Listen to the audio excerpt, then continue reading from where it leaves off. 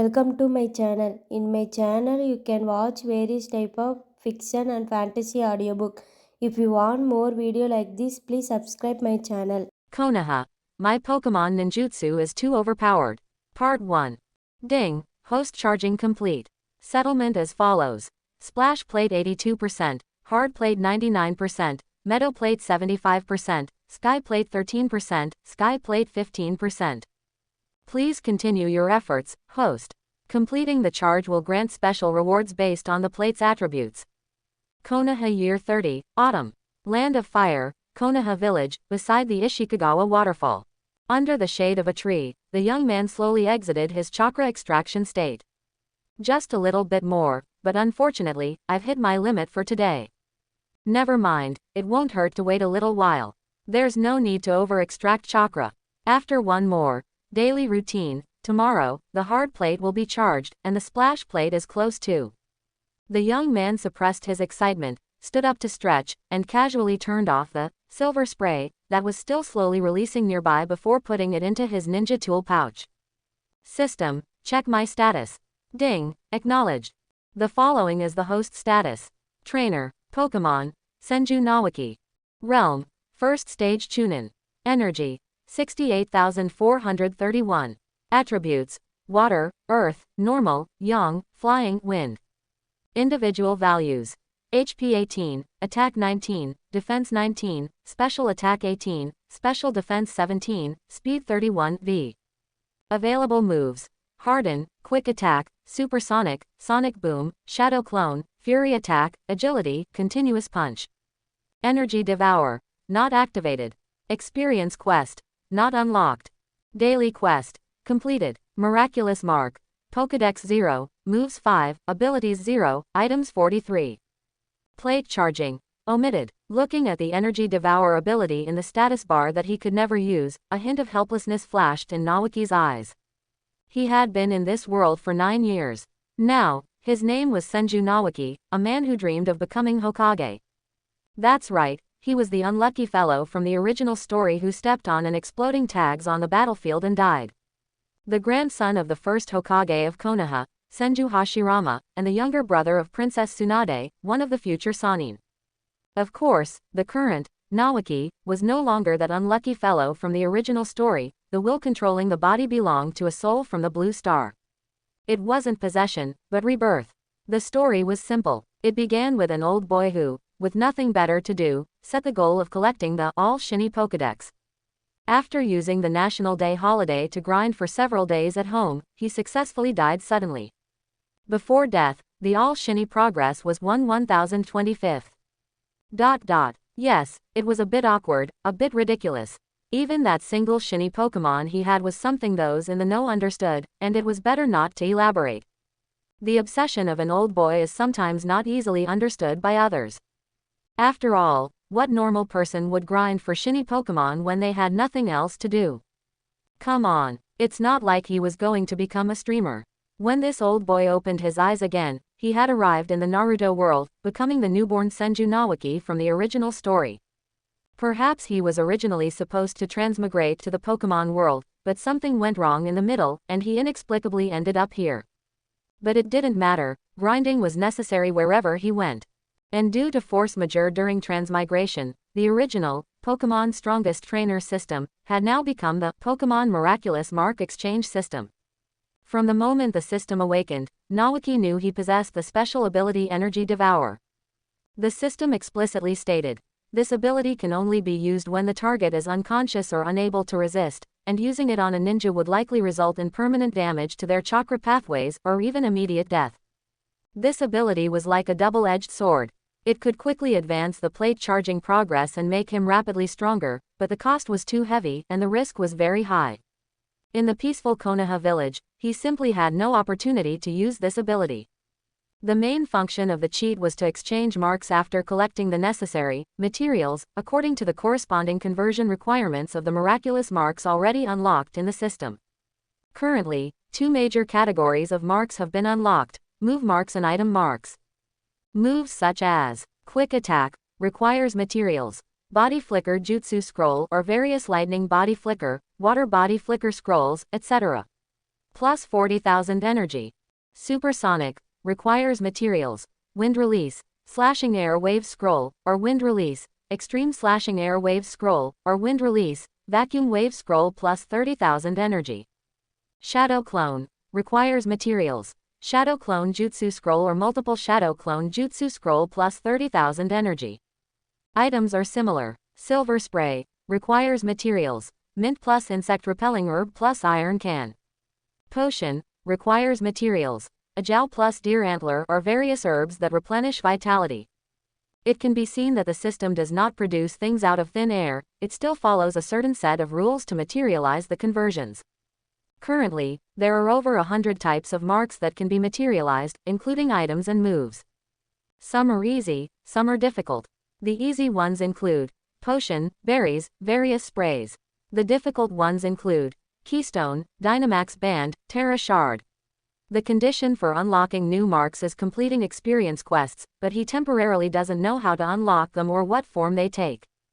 And that devour ability, whose existence he knew from the start but was always unable to use, became Naoki's greatest obsession. He knew that only by leaving the village, executing missions, and facing true enemies could he use this ability without psychological burden, rapidly increasing the plate charging progress and his own strength. Currently, the Second Great Ninja War has not yet erupted, and Tsunade has not yet been given the title of Sanin. Conversely, Naoki's identity as a member of the Senju family, a descendant of the first Hokage, made him absolutely legitimate and a Konoha orthodox. The upcoming Second War, Third War, various schemes, natural and man-made disasters, both inside and outside the village. Before the fateful life or death tribulation arrived, none of these things were his concern. For him, the most important things right now were the system quests. Marks, materials, plate energy, and that devour ability he could never use. Only the system was his reliance for escaping the fate of the original story. A year ago, after successfully exchanging his first move mark, through testing, whether it was the actual effect or the move's power, Naoki could only say, "It's truly wonderful." The combination of ninjutsu and moves was something only those who used it would truly understand. During practical combat class, essentially one agility followed by a quick attack, and a kunai would be at the opponent's neck. For the few ninja clan children who could withstand the first round, what awaited them was the Konoha-style taijutsu combined with Pokemon moves, such as double slap or continuous punch. It was too unfair. It was a complete dimensionality reduction attack. While most students were still practicing the three basic jutsu, Naoki, who possessed Pokemon moves, was clearly overpowered. This display of strength, which completely crushed his peers, earned him praises such as, worthy of the first Hokage's descendant, or, living up to the Senju name, but Naoki scoffed at them. Is it that hard to admit someone else is excellent? Every bit of my strength was earned through my efforts exchange. Having become a genius, Naoki quickly lost the fun of sparring with his schoolmates. In his opinion, rather than wasting time at school playing house with these little kids, he should graduate early and face real enemies. Enemies whom he could use the devour ability on without hesitation to quickly increase plate charging progress and his own strength. After all, he knew without thinking that his greatest reliance in this life was definitely the system. As a transmigrator, knowing the plot was an advantage. Likewise, precisely because he knew the plot, he understood more profoundly how helpless his end would be without the system. Referring to the original story, in a world where bloodline reigns supreme, the limit for an individual is cage level.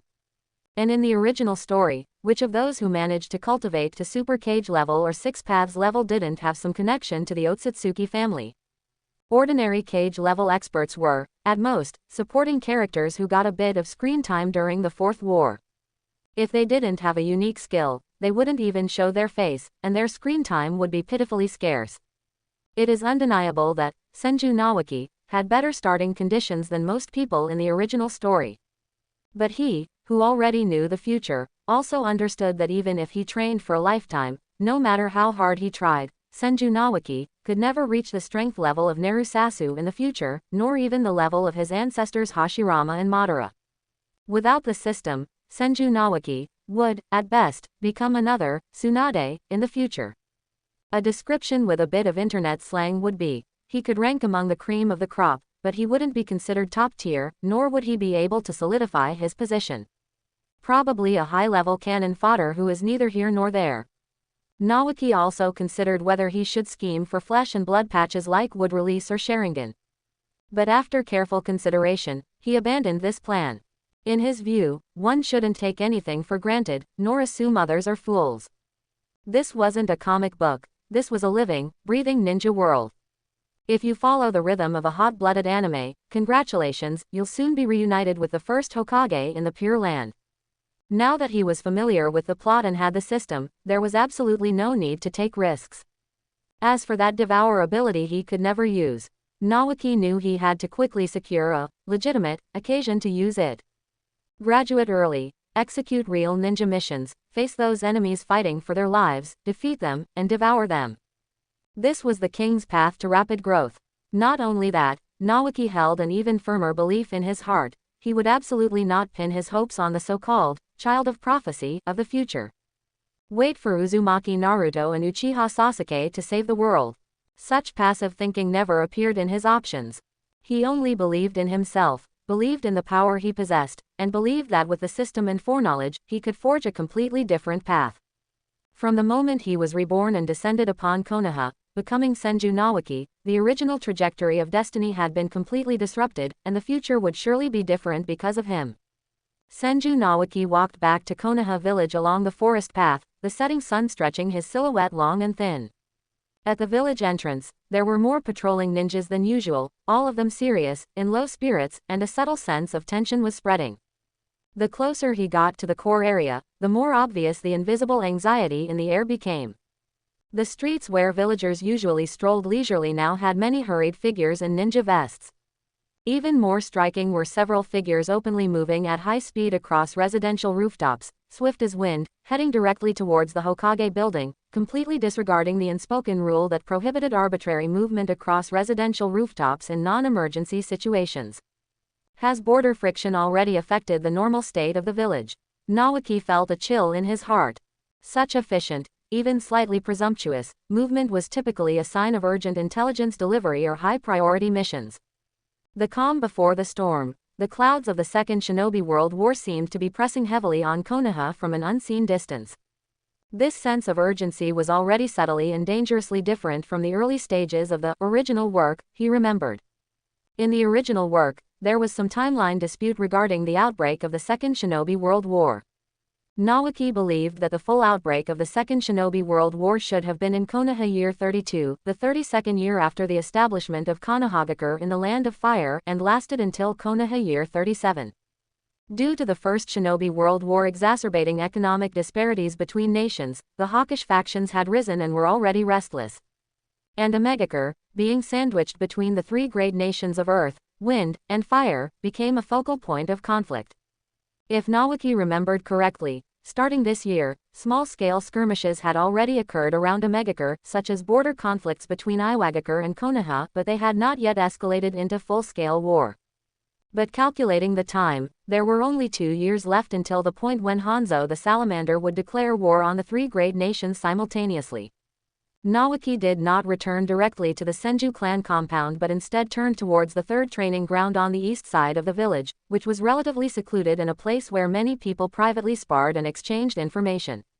From a distance, he saw 3 familiar figures.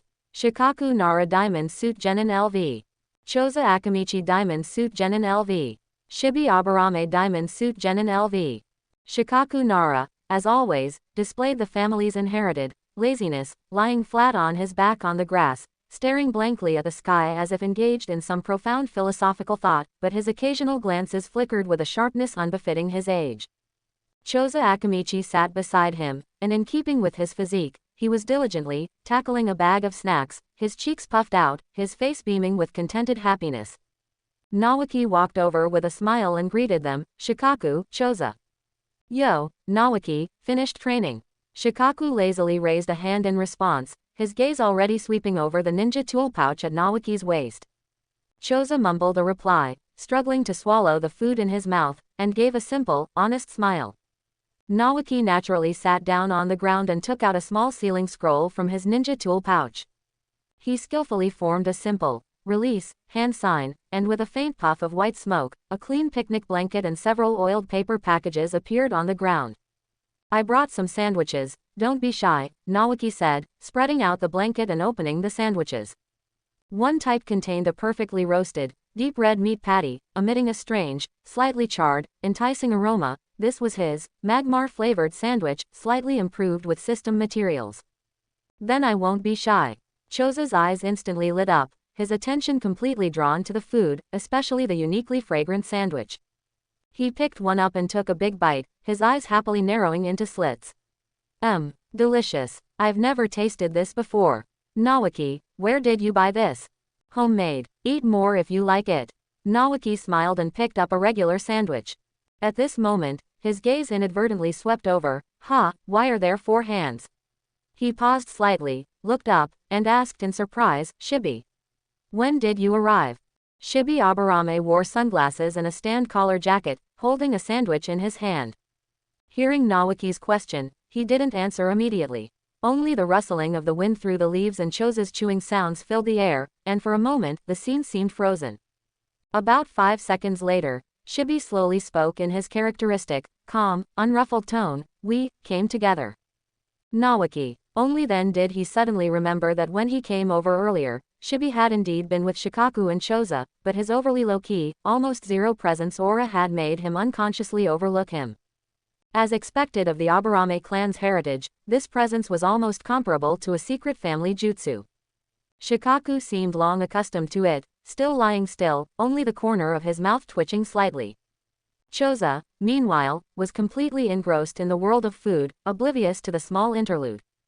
After a brief awkward moment, the atmosphere became harmonious again.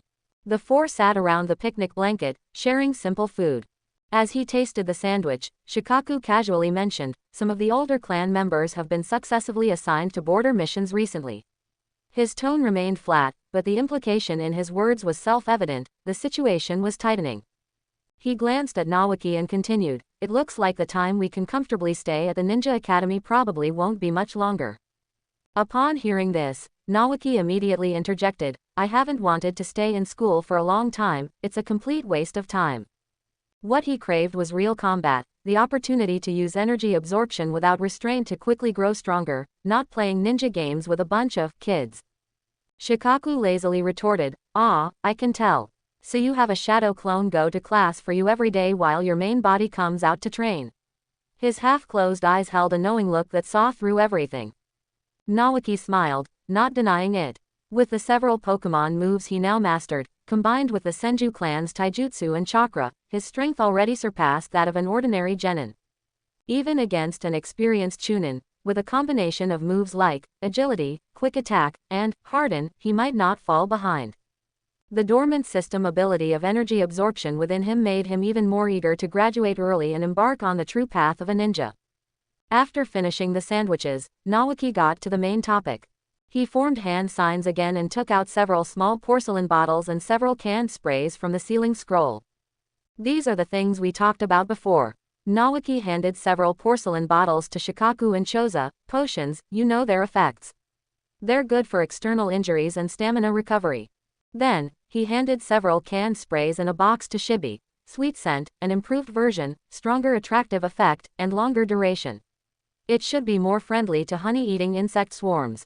The sleep powder can put insects to sleep.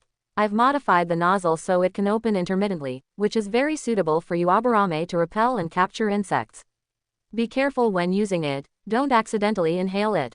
Shikaku and Shibi each took a porcelain bottle and carefully put it into their ninja tool pouches. Shikaku pointed to a visibly larger package nearby. These are the medicinal herbs for this exchange. High-quality medicinal herbs, and the rare herbs you mentioned on your list, the quantity is 5 times what it was before.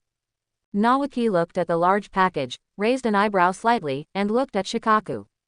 With the Nara clan's wisdom and control over the medicinal herb market, they would never do anything meaningless. Shikaku met Naoki's gaze, still maintaining his lazy demeanor, but his words were clear and direct, my father's intention. He believes this potion is exceptionally effective, better than conventional military rations and healing herbs, and possesses significant strategic value. He hopes the Nara family can establish a more stable connection with the Senju, or rather, with you. If possible, cooperative production would be the best outcome. If conditions are not ripe, we also hope to secure a more stable and larger supply.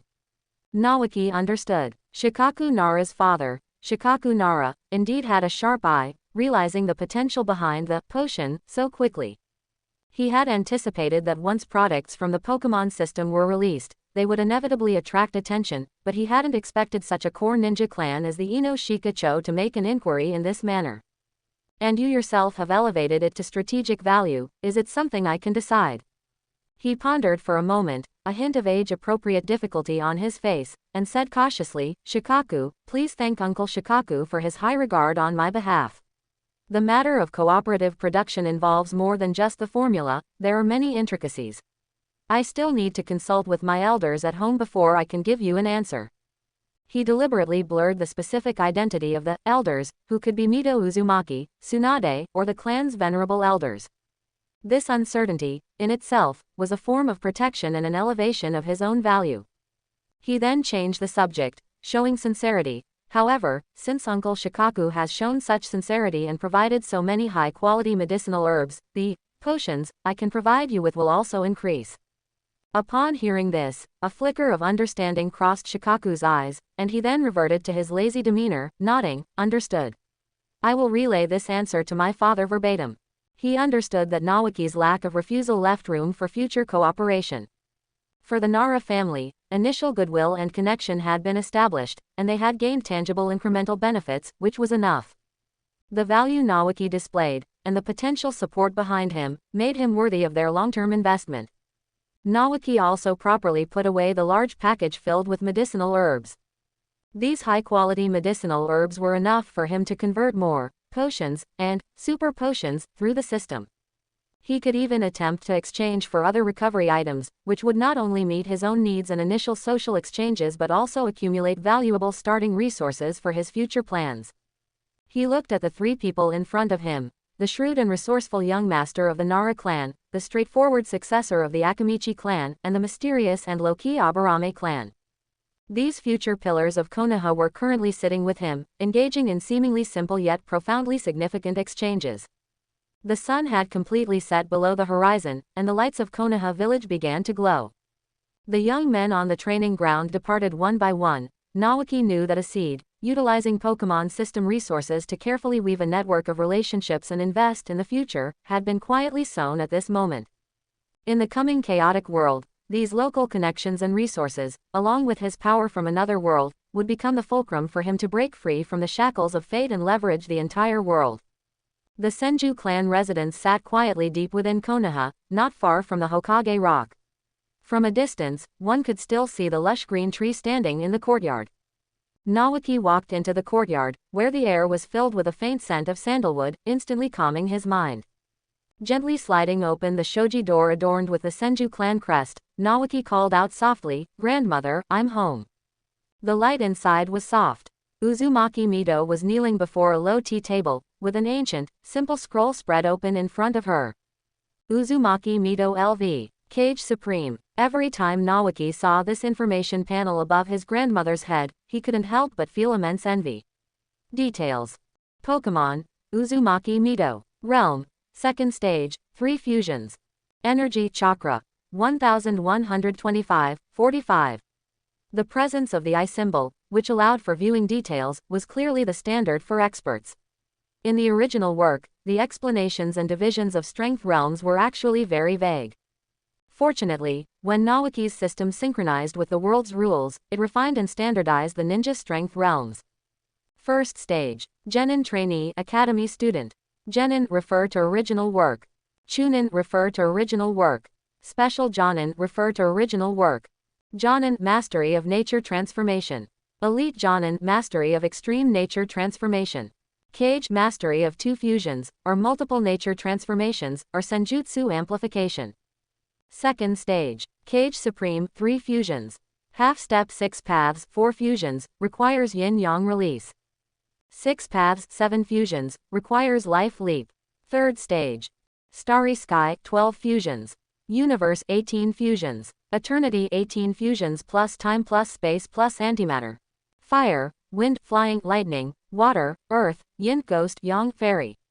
Normal, fighting, flying, poison, ground, rock, bug, ghost, fire, water, grass, electric, psychic, ice, dragon, steel, dark, fairy. In the Naruto world, fusing 2 chakra natures creates a Kekkei Genkei, bloodline limit. Fusing 3 creates a Kekkei Toda, bloodline selection, and fusing 7 chakra natures forms a Kekkei Mora, bloodline encompassment. By doing so, one's power steps into the theoretical upper limit of the ninja world, the second stage, 7 fusions, 6 paths. As for the third stage, only a few members of the Otsutsuki clan in the original work ever reached it, with varying strengths among them. Only Otsutsuki Kagaya, who consumed the chakra fruit and completed her attributes, and the legendary figure Otsutsuki Shibai, have ever touched the realm of third stage, 18 fusions, universe, and above.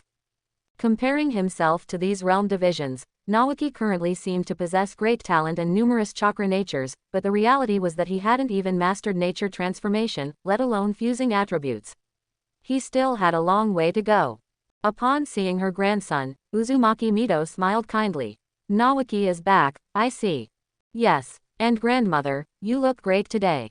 According to the system's assessment, Uzumaki Mito was undoubtedly the strongest person in Konoha right now, both in status and power. Naoki sat formally across from Mito, his gaze sweeping over the complex sealing formula on the scroll. Mito pushed the scroll toward Naoki. Take a look at this 4-symbol seal. Tell me your understanding of it. Naoki's spirit lifted. He focused his mind and looked at the scroll. As a soul from the modern era, his perspective on sealing jutsu was completely different from that of ordinary people. In his eyes, these complex formulas resembled a specialized, programming language. Grandmother, I believe the essence of sealing jutsu is a precise energy formula. Naoki organized his thoughts, trying to use concepts familiar in this world to explain. A complete formula is like cooking a delicious dish. It requires fixed ingredients, the right heat, and a precise sequence of steps. If the execution is high, it will be perfect in color, aroma, and taste. If the execution is poor, or if a step is wrong, the flavor will suffer, and it might even turn into dark cuisine. He pointed to several key nodes on the scroll. The structures here and here are equivalent to adding seasoning and intervention for flavoring. The chakra provides the heat support. It controls the flow of energy and is responsible for its transmission and distribution. Mito nodded in approval, signaling for him to continue. Although Naoki's explanation was simple, the core idea directly addressed the essence of sealing jutsu, making it easier to grasp than traditional interpretations. Actually, the most ingenious part is this recognition formula. Naoki continued his analysis. It is the foundation of the entire seal, operating through the specific energy frequencies of the 4 symbols. The entire sealing formula acts like a meticulously designed chakra core that, once channeled, can run autonomously according to its preset logic. Mito was silent for a moment, a look of astonishment flashing in her eyes. That is a very unique yet accurate way of understanding it, Naoki. Your viewpoint of seeing sealing jutsu as a cooking technique is excellent. Receiving his grandmother's affirmation, Naoki felt a sense of relief. In truth, he saw sealing jutsu more like the logic gates in modern integrated circuits, forming functional modules through specific arrangements and combinations. Chakra was the energy source that drove everything, just like electrical power. Whether it was the 4 symbols, the 5 elements, or the 8 trigrams, these sealing techniques were essentially equivalent to conditional statements in programming, controlling the flow of energy. The spiraling, interwoven runes were the assembly, the integrated circuit itself. They acted like a piece of verification code, identifying the target through specific energy frequencies. Combining modern logical thinking with scientific concepts proved to be highly advanced yet remarkably applicable in this world. Taking advantage of the pleasant atmosphere, Naoki straightened his posture, his expression serious. Grandmother, regarding the matter I brought up earlier, my request to graduate from the Ninja Academy early, what have you decided? Mito looked at the determination in her grandson's eyes and sighed softly. I agree to your request, Naoki. You truly are no longer suited to remain in the Ninja Academy. Naoki's heart leapt with joy. That's wonderful. Thank you, grandmother. However, Mito gently shook her head, signaling Naoki to be patient. My agreement alone isn't enough. You still need to ask Tsunade about this. Naoki froze. Huh, why, grandmother? Because I haven't agreed yet. A clear voice rang out from the doorway. Naoki turned his head to see Tsunade walking in from the courtyard entrance. Her blonde hair was tied back in a ponytail, and her bright brown eyes were fixed sharply on Naoki. Tsunade LV, Elite Jonin, Pokemon, Tsunade, Realm, First Stage, Elite Jonin. Energy, 263,623. Following behind Tsunade were two figures he knew all too well, Jiraiya and Orochimaru. Jiraiya LV, Elite Jonin, Pokemon, Jiraiya, Realm, First Stage, Elite Jonin. Energy, 193,425. Orochimaru LV, Elite Jonin, Pokemon, Orochimaru. Realm, First Stage, Elite Jonin. Energy, 220,017. The three of them had clearly just returned from a mission. Naoki, you little brat, long time no see. Jiraiya strode in casually and habitually ruffled Naoki's hair. In such a hurry to become a ninja. Naoki skillfully dodged Jiraiya's demonic hand, and rolled his eyes. Big brother Jiraiya, how many times do I have to tell you not to touch my head? Orochimaru followed quietly at the back, a faint, almost imperceptible smile in his golden, serpentine eyes. Over the years, although Orochimaru was technically just his sister's teammate, he had actually given Naoki a great deal of guidance in his training. The two were particularly compatible in the fields of secret medicine and ninjutsu research. Although no formal apprenticeship had taken place, they already shared the reality of a master-disciple relationship. Tsunade first greeted Mito. Grandmother, we're back. Then she turned her attention back to Naoki, crossing her arms. Naoki, are you so eager to leave the academy just to become cannon fodder? Sister, I'm not being hasty. Naoki met Tsunade's gaze. I believe staying in the academy any longer is just wasting time. I need real tempering. Tempering, Tsunade scoffed. Do you think you're hot stuff now? With that, she swung a palm straight toward Naoki's head. Naoki's hairs stood on end. Instinctively, he used flash of lightning, appearing instantly at the doorway with a trajectory that was almost ethereal, the entire process completely silent. Oh, Jiraiya dropped his playful expression. Is that the body flicker technique? Approval flashed in Orochimaru's eyes. He understood the brilliance of Naoki's move better than Jiraiya did. This was no ordinary body flicker technique. It contained a subtle application of chakra far beyond the simple, crude method used in standard body flicker. You dare to dodge, Tsunade roared. Seeing Tsunade pursue him, Naoki quickly jumped into the courtyard, clapped his hands together rapidly, and simultaneously channeled the energy for a system technique. He exhaled, releasing an invisible sound wave that carried a violent vibration, spreading forward in a fan shape. Sonic boom. Although the power was contained within a very small radius, everyone present keenly sensed the unique nature of the attack. Jiraiya rubbed his chin. That's not a ninjutsu you learn at the academy. Orochimaru added softly, a very unique wind release. Tsunade stared at Naoki, the disdain finally vanishing completely from her face, replaced by serious scrutiny. She truly hadn't expected her younger brother to have grown this much without her knowing. Did you research these yourself? Tsunade asked.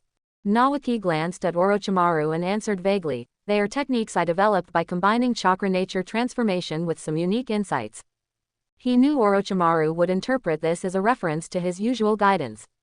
Sure enough, Orochimaru offered a knowing smile. Tsunade let out a long breath. It seems I truly underestimated you. I can give you a chance to prove yourself. What chance? Naoki immediately pressed. What do you think? Jiraiya laughed heartily. Go on, Naoki, show us what you've got. Naoki looked at everyone, especially Uzumaki Mito, the person who had always cherished him, who was now watching him with a face full of loving expectation. He took a deep breath, suppressed the distracting thoughts in his mind, and his eyes became focused and sharp. Then let's do it. The declaration was firm and resounding. He stepped out into the courtyard, walking toward this crucial trial. Uzumaki Mito watched her grandson's retreating back, then looked at Tsunade, a meaningful smile appearing on her face.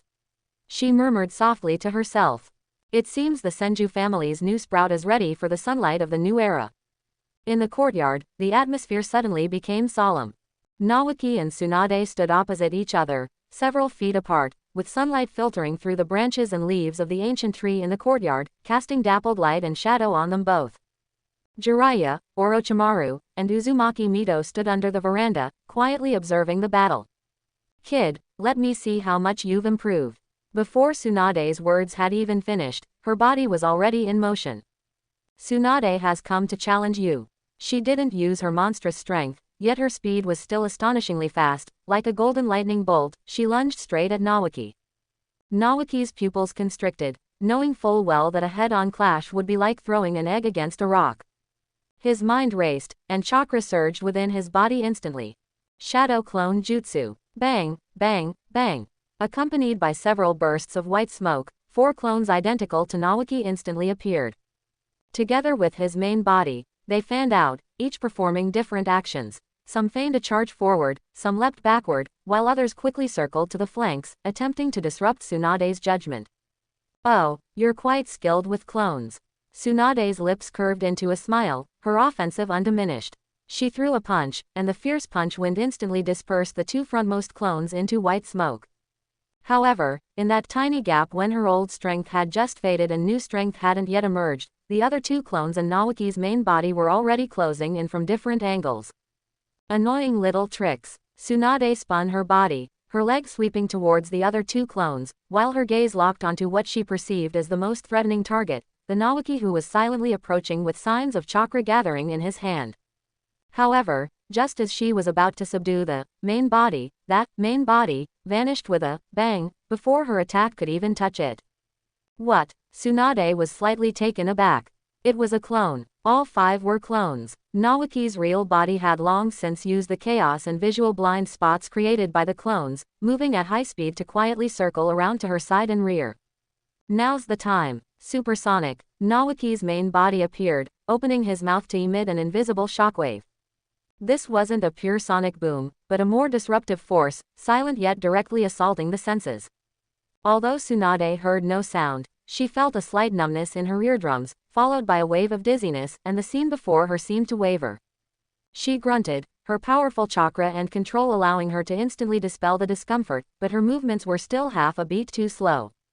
Quick attack. Naoki seized this fleeting opportunity, his body transforming into a streak of light, darting towards Tsunade's side. The tip of his kunai aimed for the sash around Tsunade's waist. Of course, he didn't dare to actually attack a vital point, merely touching her clothes would be a victory. "You brat." Tsunade, though surprised, remained calm. The moment Naoki got close, she swiftly chopped at his wrist with a backhand, her speed still far exceeding Naoki's expectations. "Harden," Naoki muttered inwardly, and the arm holding the kunai was instantly covered in a subtle chakra glow, his muscles tensing like iron. Thud. The hand chop landed on Naoki's wrist, emitting a dull thud. Naoki felt a tremendous force, his entire arm went numb, and the kunai nearly slipped from his grasp. But with the defensive power granted by Harden, he stubbornly withstood the blow, using the momentum to drift backward, narrowly avoiding Tsunade's subsequent grapple. For a moment, the courtyard fell silent. Naoki breathed slightly, standing a few meters away, his wrist throbbing faintly, but his eyes still bright. He had done it. He had lasted more than 1 round against Tsunade, and had even used the deceptive nature of the clone jutsu and the interference of supersonic to actually touch her clothes, albeit in the form of a block. Under the veranda, Jiraiya stroked his chin, nodding with rare seriousness. "Not bad for this kid. Clone feint, sonic genjutsu interference, clear tactics, and very skilled execution." A hint of admiration flashed in Orochimaru's golden snake eyes. His grasp of timing and the combined use of his abilities have already surpassed the scope of a genin. Uzumaki Mito also had a relieved smile on her face. Tsunade stood in place, looking at her slightly panting but stubborn-eyed younger brother. The seriousness on her face gradually melted away, finally turning into a complex sigh, tinged with both pride and relief. She walked up to Naoki, reached out, and gently rubbed his wrist where it had been struck. A gentle chakra flowed in, easing his discomfort. "Does it hurt?" "I'm fine." Naoki grinned. "It seems I've been treating you like a child all this time." Tsunade looked at Naoki, her eyes softening. "Your strength truly qualifies you to be a genuine ninja." Naoki's heart swelled with joy. Before he could speak, Tsunade took off a necklace from around her neck. The pendant of the necklace was a dark green gem, polished into a teardrop shape, strung on a sturdy cord, and gleaming with a soft luster in the sunlight. This is Grandpa's. Naoki recognized the necklace at a glance. It was the first Hokage Hashirama Senju's relic from the original story, later worn by Tsunade. Tsunade held the necklace in her palm, her eyes reflecting memories and complex emotions. Yes, this is something Grandpa left behind. You've always admired it, always staring at it. I originally thought I'd give it to you when you were a bit older, in a couple of years. She paused, her gaze becoming firm and full of expectation once more. She solemnly handed the necklace to Naoki. But today, seeing your resolve and growth, I feel it's time to give it to you. Naoki, take this. I hope you can inherit Grandpa's will and become a great Hokage, a protector of the village. A warm current surged through Naoki's heart. This wasn't an act, it was genuine emotion. He extended both hands, carefully taking the necklace, which still carried Tsunade's body heat. Upon touch, he could feel an indescribable, vibrant, and immense energy contained within the gem. Thank you, big sister. I will definitely work hard, Naoki solemnly promised. Come, I'll put it on for you. Tsunade took the necklace, walked behind Naoki, and personally placed it around his neck. The moment the emerald gem pendant touched Naoki's chest. Ding! High concentration, ownerless life energy source detected, highly compatible with the grass plate. Initiate energy absorption. The system's prompt exploded in Naoki's mind like a clap of thunder. His heart thumped violently, almost leaping out of his chest. It was here, he had finally come into contact with energy that could be absorbed. And it was even from the first Hokage's relic. Suppressing the urge to choose immediately, Naoki tried to maintain the excitement and gratitude on his face as he said to Tsunade, Mito, and the others, Big Sister, Grandma, Big Brother Jiraiya, Master Orochimaru, I'm going back to train now. He needed to find an absolutely quiet, undisturbed place immediately. Seeing Naoki's happy expression, everyone smiled understandingly. Tsunade waved her hand. Go on, go on. Naoki, as if granted a great pardon, almost used quick attack speed to rush out of Mito's courtyard and sprint towards his room. With a bang, he closed the door, not even pausing to catch his breath, and immediately sat down cross-legged. System, absorb immediately, he commanded eagerly in his mind. Command confirmed. Energy absorption initiated. The next moment, Naoki felt a strange suction coming from the necklace on his chest. The emerald gem seemed to come alive, the immense life energy contained within it finding an outlet, transforming into a warm and powerful current that continuously poured into his body. This energy was exceptionally pure and gentle, without any hint of violence. Instead, it made him feel completely comfortable, as if he were basking in the warm spring sunshine, every cell in his body rejoicing. He saw that on the system interface, the charging progress bar representing the grass plate was skyrocketing at an unprecedented speed. 76%, 80%, 95%, 99%. When the last trace of energy was completely absorbed, the gem's originally deep emerald green rapidly faded at a visible speed, becoming almost transparent, like ordinary crystal, but the wondrous power it once held had vanished. Absorption complete. Acquired a large amount of life energy. Grass plate charged to 100%. First charge complete. Congratulations to the host for receiving the corresponding attribute reward, Grass Pokemon Divine Mark. Trial mission module activated. Transmigration countdown. 30 days. Host, would you like to claim the reward immediately? A series of system prompts surged through Naoki's heart. He hadn't expected that the solid plate, which he thought would be completed first, had been surpassed by the grass plate. This was probably because the energy in the necklace perfectly matched the grass plate's attributes, coupled with his accumulated 75% base, which created this last-minute miracle. If only I had known sooner. A thought flashed through Naoki's mind. If he had known this necklace held such energy, he might have tried to get his hands on it earlier. But then he chuckled and shook his head. If he hadn't genuinely earned Tsunade's recognition with his strength today, how would this necklace have come into his possession? Perhaps this was fate. His gaze was immediately drawn to the newly activated trial mission. Transmigration countdown 30 days. It's actually a transmigration mission. Can I really go to other worlds? Will it be the Pokemon world? What form will it take? Countless questions arose, but Naoki knew this wasn't the time to delve into them. The immediate priority was to claim the current reward. Claim reward. He confirmed without hesitation. Buzz tilde. An indescribable sensation descended. It wasn't physical, but directly affected his spirit, or rather, the depths of his soul. He felt his consciousness being pulled into a peculiar space, not a materialized cage-like for ceiling-tailed beasts, but a hazy, vibrant emerald green glow-shrouded area, filled with the aura of life. At the center of this glow, a clear divine mark slowly condensed and took shape. It was the image of a Bulbasaur's mark. At the same time, all information about this mark flowed into his mind. This wasn't summoning a living Bulbasaur, but rather making him, himself, a special existence that carried all the data and power of a Bulbasaur.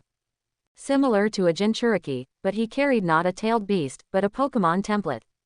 He could inherit and learn all the moves and abilities that Bulbasaur could master, and Bulbasaur's grass and poison attributes would also be superimposed onto his existing attributes. Please choose Bulbasaur's ability. Overgrow. When HP is below 1/3, grass-type moves, power increases. Chlorophyll. When in harsh sunlight, speed increases. Nawaki hardly hesitated. Chlorophyll, he muttered inwardly. Speed was always his top priority. Whether it was quick attack or agility, both were closely related to speed. If he could gain a speed doubling effect in harsh sunlight, it would be a huge boost to his combat system. In all martial arts, speed reigns supreme. The moment the ability was confirmed, he felt an indescribable change deep within his body, as if he had gained an instinct related to sunlight. This feeling was very similar to descriptions of a bloodline limit awakening, an innate power rooted in his bloodline, or rather, the system's origin. He immediately checked the status of the Bulbasaur mark and found that its level was displayed as 13, and the moves Bulbasaur could learn at level 13 had already appeared in his list of available moves. Tackle, Growl, Vine Whip, Leech Seed. These move informations were like innate knowledge. He instantly understood their effects and how to activate them. After system conversion, they no longer consumed PP, but chakra. This meant he didn't need to worry about usage limits, he only needed to continuously familiarize himself with them during daily training to master them perfectly. Vine Whip, Leech Seed.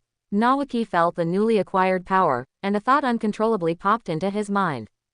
System, can my Bulbasaur mark also undergo Mega Evolution, Gigantamax, and Terastallization? Under compliant conditions, yes. Nawaki was overjoyed. He quickly re-examined the exchange list. Sure enough, the system contained items like Keystones, Dynamax Bands, and Terra Orbs. Ha ha ha ha ha. This was going to take off. Nawaki couldn't hold back his laughter any longer. Konoha, wood, is his grandfather's wood release, representing absolute vitality and power. And what he had now acquired was the grass power from the Pokemon world. Vine Whip, Razor Leaf, and even future possibilities like Petal Dance, Grass Knot, weren't these just another form of wood release? Or rather, was this a grass release, different from his grandfather's, unique to him, Senju Nawaki? An unprecedented surge of ambition and anticipation swelled within him. The path ahead seemed to have become much wider and clearer. It went smoothly, astonishingly smoothly. There were no tricky combat assessments, nor were there any intentionally difficult ninjutsu tests. After Nawaki displayed a solid theoretical foundation and proficient application of the three-body technique, the proctoring teachers exchanged glances. Amidst whispers of, as expected of the first Hokage's grandson, they unanimously approved Nawaki's graduation application. The entire process was so uneventful that Nawaki felt somewhat dazed. The situation he had anticipated, where he might need to slightly reveal moves beyond the norm to impress the examiners, did not occur. Perhaps the Senju surname, along with his everyday reputation as a genius, was the best pass he could have. Nawaki-kun, congratulations on graduating early. Ebisu LV, Chunin, Ebisu Senpei, wearing glasses, not the one from later generations, but an older teacher with the same name, handed him a sealed file with a warm smile. You must personally go to the Hokage residence to meet the third Hokage and receive your ninja registration file and forehead protector. This is a special case, showing the importance placed on outstanding students who graduate early. I understand. Thank you, Teacher Ebisu. Nawaki took the file with both hands, his expression calm. He knew in his heart that this was both an honor and a form of scrutiny. Due to his identity, Hiruzen Sarutobi needed to personally confirm whether the first Hokage's grandson and the heir of the Senju clan truly possessed the readiness and ability to step onto the battlefield. Leaving the familiar, yet now tedious, ninja academy, Naoki did not delay and walked straight toward the most magnificent building in the center of the village, the Hokage residence. Along the way, the villagers of Konoha cast glances of curiosity or admiration at the young man, who possessed a composed demeanor, especially as he walked purposefully toward the Hokage residence. No announcement was needed, the Anbu guarding the Hokage's office had clearly been notified. After checking his graduation certificate, they silently pulled open the heavy doors for him. Inside the office, sunlight streamed through the huge windows, illuminating the room brightly. Behind the large desk, Hiruzen Sarutobi, dressed in the Hokage robes, wearing a straw hat, and smoking a pipe, was bent over, reviewing documents. Hearing the door open, he looked up. A gentle smile appeared on his sharp, middle-aged face, his eyes keen and wise, seemingly capable of seeing into people's hearts.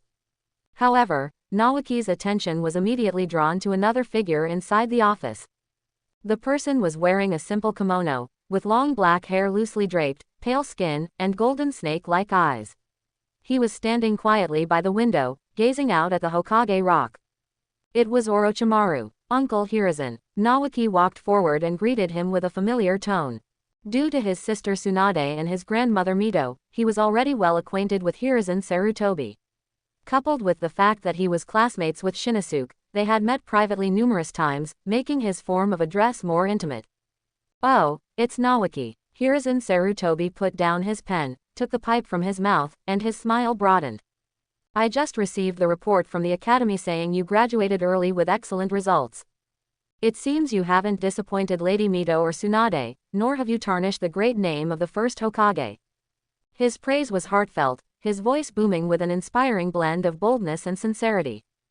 Hiruzen Sarutobi LV. Cage I. Pokemon, Hiruzen Sarutobi. Realm, First Stage, Second Fusion I. Energy Chakra, 333,148. At this time, Hiruzen Sarutobi was at the peak of his personal strength and prestige, truly deserving the title of Shinobi God. He was not only the leader of Konoha but also the symbol of its spirit. His immense strength, decisive methods, and profound love for the village combined to form his unique charisma. This charm captivated countless Konoha ninja, including the Sannin, who willingly followed him. Naoki could clearly sense that the Hokage before him was a leader who had truly integrated the will of fire into his very being and fought for it. "You flatter me, Uncle Hiruzen. I still need more experience," Naoki replied, neither servile nor arrogant. "Modesty is a virtue, but excessive modesty is hypocrisy." Hiruzen Sarutobi laughed heartily, then took a brand new Konoha forehead protector and an identification tag representing ninja status from his drawer, solemnly handing them to Naoki. "Starting today, you are an official ninja of Konohagakure. I hope you will remember the ninja code, inherit the will of fire, and become a pillar in protecting the village." "Yes, I will certainly strive to do so." Naoki took the forehead protector with both hands. Despite the cold touch, his heart warmed. This was not just a symbol, it was a responsibility, and the starting point toward greater power. Hiruzen Sarutobi nodded, glanced at the quiet Orochimaru beside him, and continued, "Naoki, since you graduated early, there are currently no vacancies in the existing squads. After consideration, I've decided to have you temporarily follow Orochimaru, serving under him directly and receiving his guidance.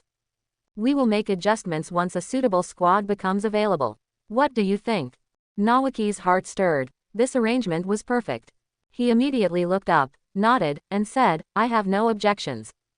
Being able to study under Orochimaru, who was still in his role as a good teacher at this time, was undoubtedly the best choice for the current stage. Orochimaru's vast knowledge, deep understanding of the essence of ninjutsu, and superb teaching ability were undeniable.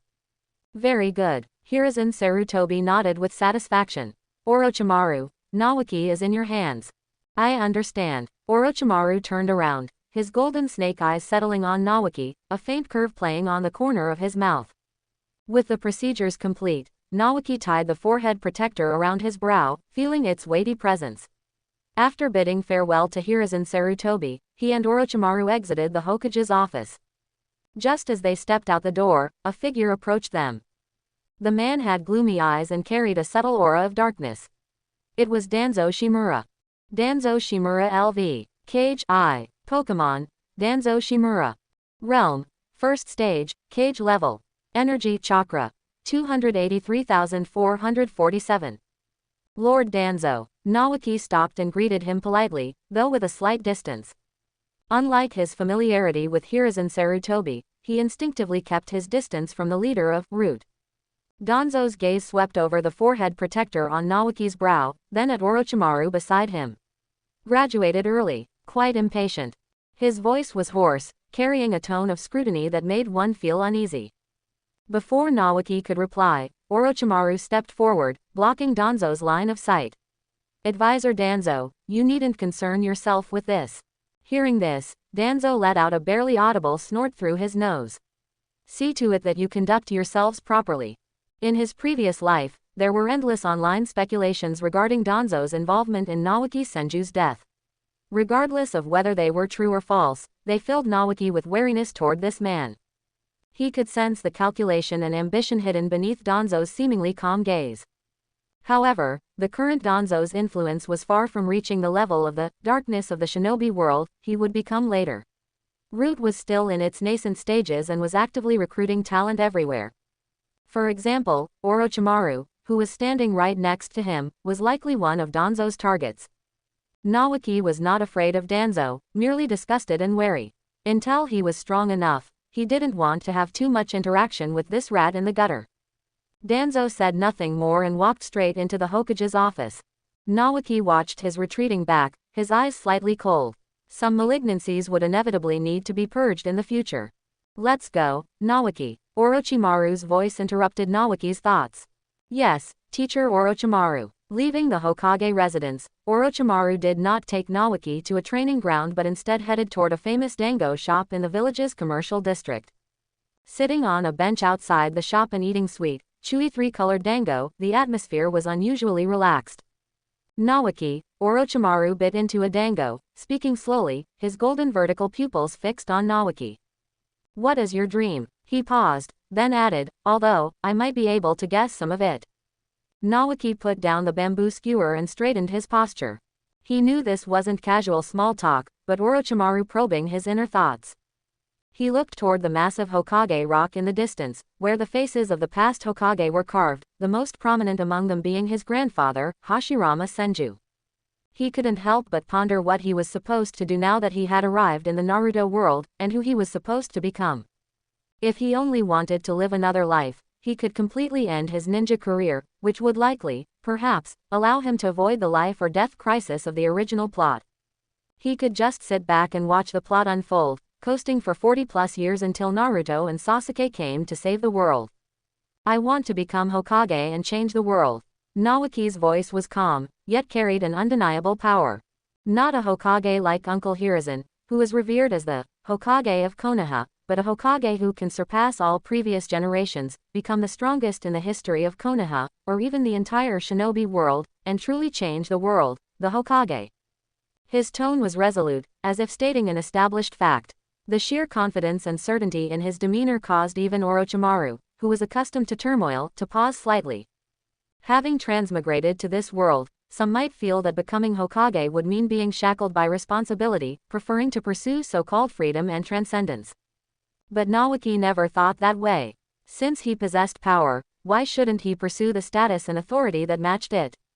Why not use that authority to change the ugliness and injustice of this world? If he had strength but only sought to keep himself safe and remain outside the rules, how was that different from a lawless brute? For him, if he couldn't ascend to the position of Hokage and shape and change this world, a world he both loved and hated, according to his will, then what was the point of coming here? Ideals cannot be shouted out loud or acted upon boldly. It was simply because his strength was insufficient and the conditions were not yet ripe. Just like how he knew Mito Uzumaki didn't have much time left, and that the land of whirlpools would soon face a national catastrophe, he currently lacked the ability to change anything. He had to understand that some things, even if known in advance, could not be altered. Burning flames ignited in his eyes, a fierce dissatisfaction with the old order and a desire for change, stemming from a modern soul that had witnessed a different possibility. He knew the fates of many, and he knew countless tragedies would unfold in the future. He was powerless to change things now, but that didn't mean he would remain silent forever. A person who grew up under that red banner in his previous life, with the belief that man can conquer nature, etched into his bones, how could he be content to merely be a cold observer? The stage does not belong to me yet. I can hide, I can endure, and I can train desperately. Naoki's voice deepened but became even more resolute. But when the sun rises and sets, and my moment arrives, I will make the entire world hear my voice. He turned and looked intently at Orochimaru. Therefore, Teacher Orochimaru, the person who becomes Hokage in the future will definitely be me. The air seemed to freeze.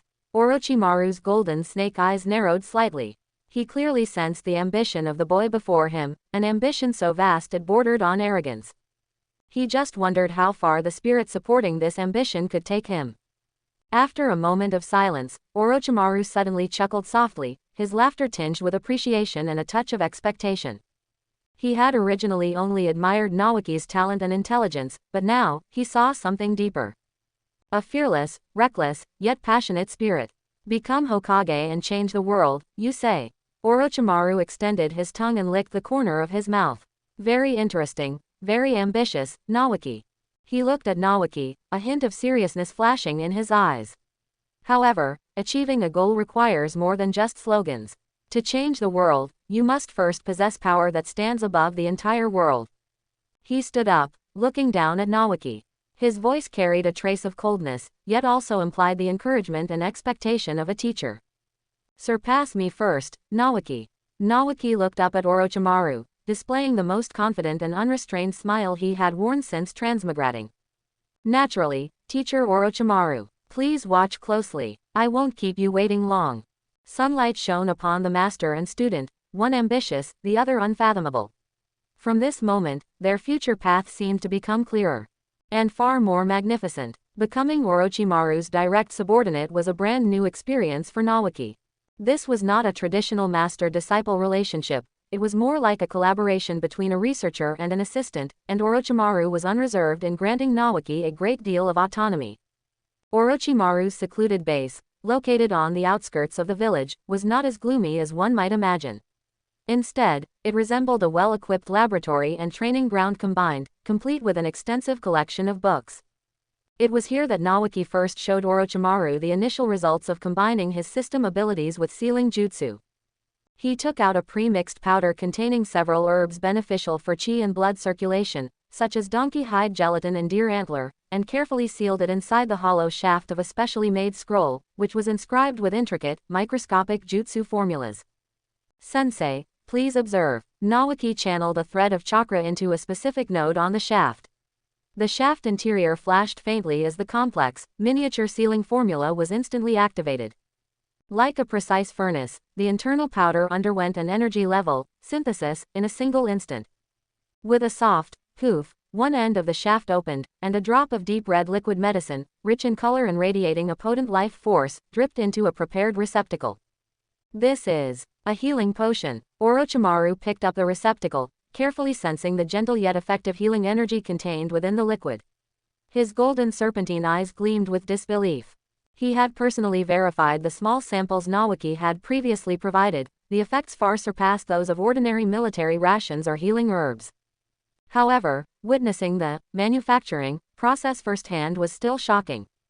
No matter how many times I see it, it feels miraculous, Orochimaru said, his voice filled with genuine admiration. He looked at Naoki, his gaze intense. Combining sealing jutsu with medicine, using a preset formula to instantly complete the final synthesis when needed. This eliminates the tedious brewing process, ensures peak potency, and serves as an excellent method of secrecy. Naoki, you are truly a genius. Naoki smiled slightly. This was exactly the reaction he wanted. He named it the chakra-locked potion. For the lower grade potions, he could open up the synthesis permissions, perhaps even considering mass production in the future to benefit the Konoha ninja. However, for the higher grade, super potions, and any more powerful items that might be unlocked in the future, the core synthesis key would remain solely in his hands. These unique secret medicines would become one of his most crucial resources in the future. They were capital for establishing himself and leverage for winning people over and building connections. Orochimaru strongly agreed, keenly aware of the immense strategic value behind this technology. If this can be applied on a large scale, it would be enough to change the logistical landscape of the battlefield and even influence the outcome of a war. He invested greater support into Naoki's research, providing a large quantity of rare medicinal ingredients and valuable potion formulas for reference. In terms of training, Orochimaru did not teach Naoki many flashy ninjutsu. Just as Naoki expected, the Senju clan's heritage meant he wasn't lacking in standard ninjutsu. What Orochimaru chose to teach him were techniques more characteristic of himself, snake-style ninjutsu. Hidden shadow snake hands, summoning snakes from the sleeve to bind or attack enemies. Snake authority spell, summoning a massive python to restrain an opponent. Snake limb hardening, hardening the arms to launch attacks, possessing powerful cutting capability. These jutsu were unpredictable and formed a strange yet wonderful complement to Naoki's original fighting style, which leaned toward speed and frontal assaults, greatly diversifying his combat options. However, the peaceful research life was shattered by sudden news. One day, Orochimaru returned from the Hokage Tower, his expression carrying a rare hint of solemnity. "Naoki, this is news about the land of whirlpools." Orochimaru's voice was low. Kurigakure and Kumogakure teamed up and launched a surprise attack. The battle ended quickly. Naoki's heart sank. Although he had anticipated it, hearing the news firsthand still filled him with helplessness and rage. His first thought was of his grandmother, Mito Uzumaki. Uzushio was her homeland, and countless clan members and friends lived there. How devastating must this news be for his grandmother? She was already advanced in age. Naoki didn't dare dwell on it. His fists unconsciously clenched, his fingernails nearly digging into his flesh. He was still too weak. He knew the tragedy was coming, yet he was powerless to stop it. He couldn't even protect those important to him from emotional devastation. This feeling of frustration solidified his conviction. Only by possessing supreme power can I make this world operate according to my will. A few days later, when Naoki returned to the Senju compound after a day of training, before he even entered the door, he heard the sound of a little girl's suppressed sobbing coming from inside. He hurried inside and saw grandmother Mito Uzumaki cradling a small figure, gently patting her back to soothe her.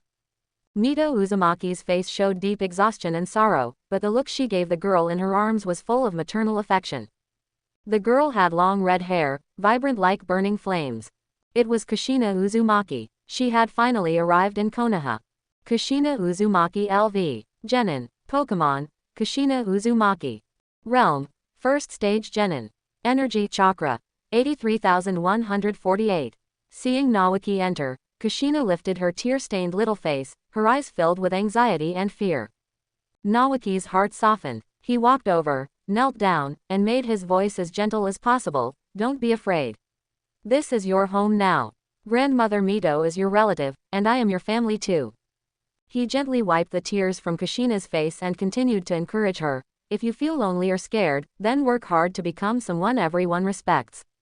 Just like me, set a goal, for example, becoming Hokage." Kushina looked at him blankly, asking softly, with a hint of shyness and uncertainty, "Become Hokage? Can I, an outsider, really do that?" Naoki shook his head without hesitation, his tone firm. "You are not an outsider. You are our family. You are a member of the Senju clan. Who says you can't? As long as you believe in yourself, you definitely can." The next day, Naoki personally took the still timid Kushina to the Ninja Academy. To prevent the situation in the original story where she was isolated and mocked, Naoki decided to preempt the issue. He simply took Kushina's hand and walked into her classroom. All the students' eyes were fixed on the grandson of the first Hokage, the recently famous genius, and the girl beside him with the rare red hair.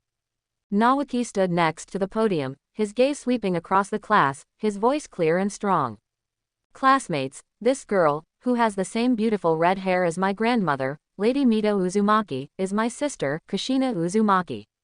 She comes from the Uzumaki clan, who have been allies and comrades in arms with Konoha for generations. Starting today, she will live and study in Konoha. I hope everyone will get along well with her and look out for her." Naoki's tone then took on an undeniable warning, though he still smiled. "If anyone bullies Kushina, I will be very angry." The moment his words fell, he secretly activated the move, Growl. An invisible wave of sonic energy quietly spread out. It wasn't an attack, but carried a sense of weakening and warning. Every student in the classroom, including the teacher at the podium, instantly felt their chakra falter slightly, and an inexplicable sense of oppression swept over them. Although it only lasted for an instant, it was enough to leave a deep impression and instill caution.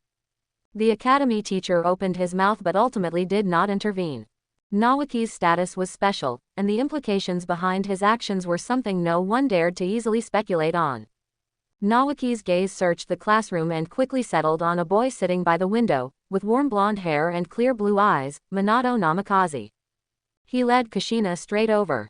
Seemingly sensing Naoki's gaze, Minato Namikaze looked up, met Naoki's eyes, and displayed a very sunny smile. Minato Namikaze LV. Genin. Pokemon. Minato Namikaze. Realm. First Stage Genin.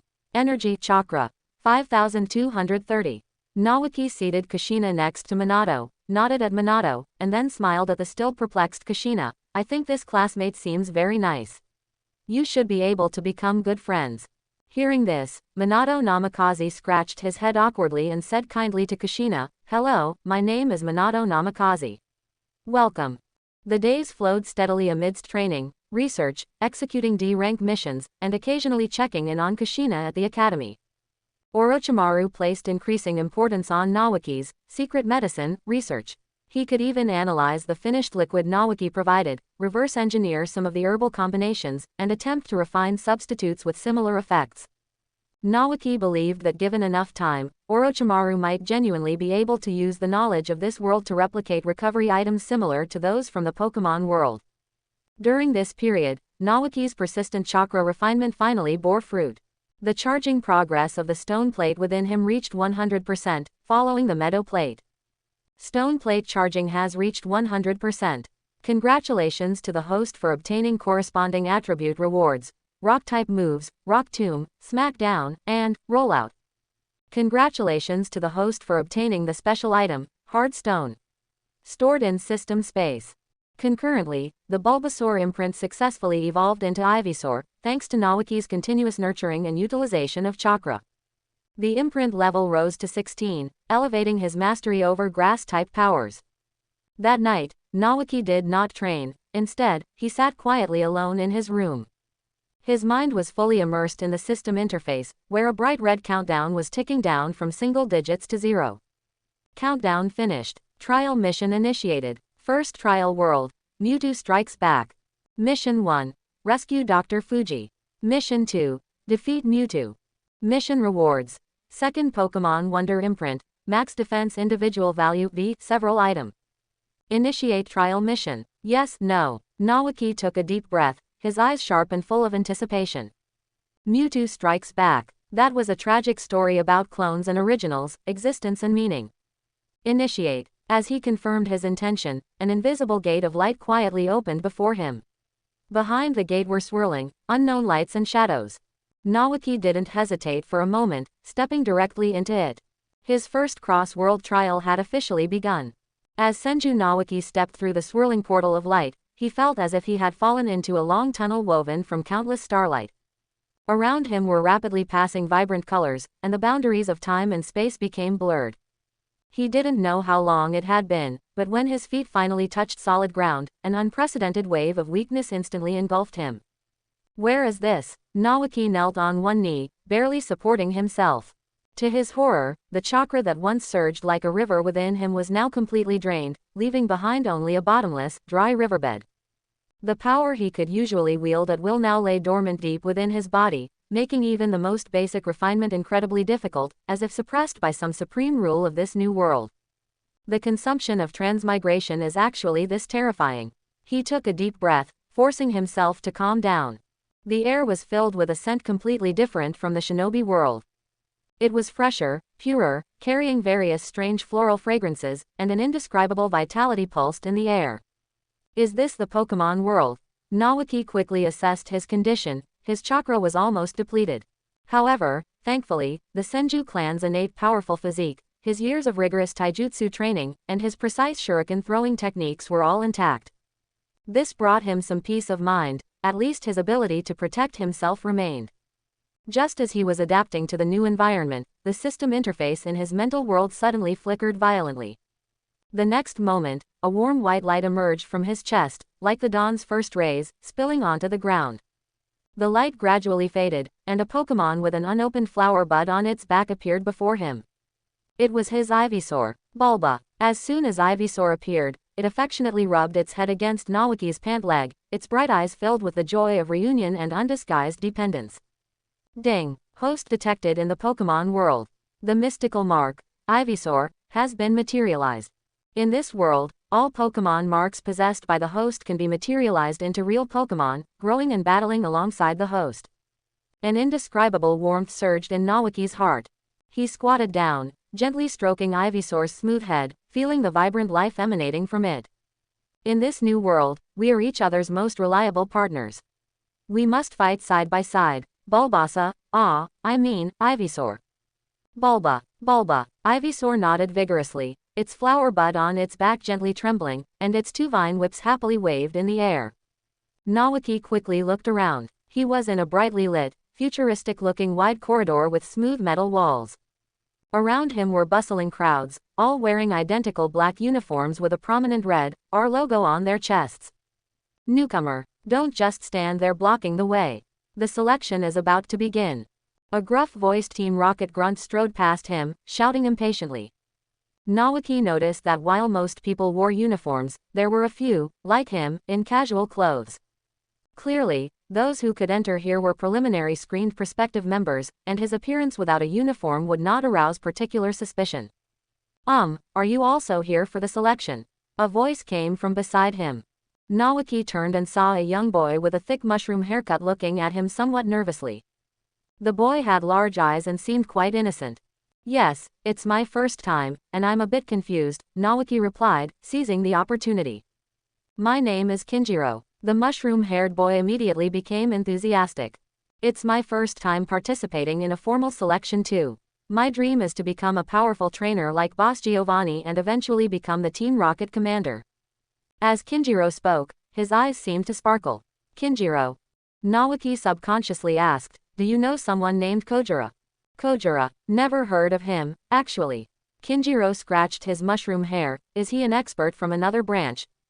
Naoki shook his head and changed the subject. Speaking of which, is there anything I need to prepare before the selection?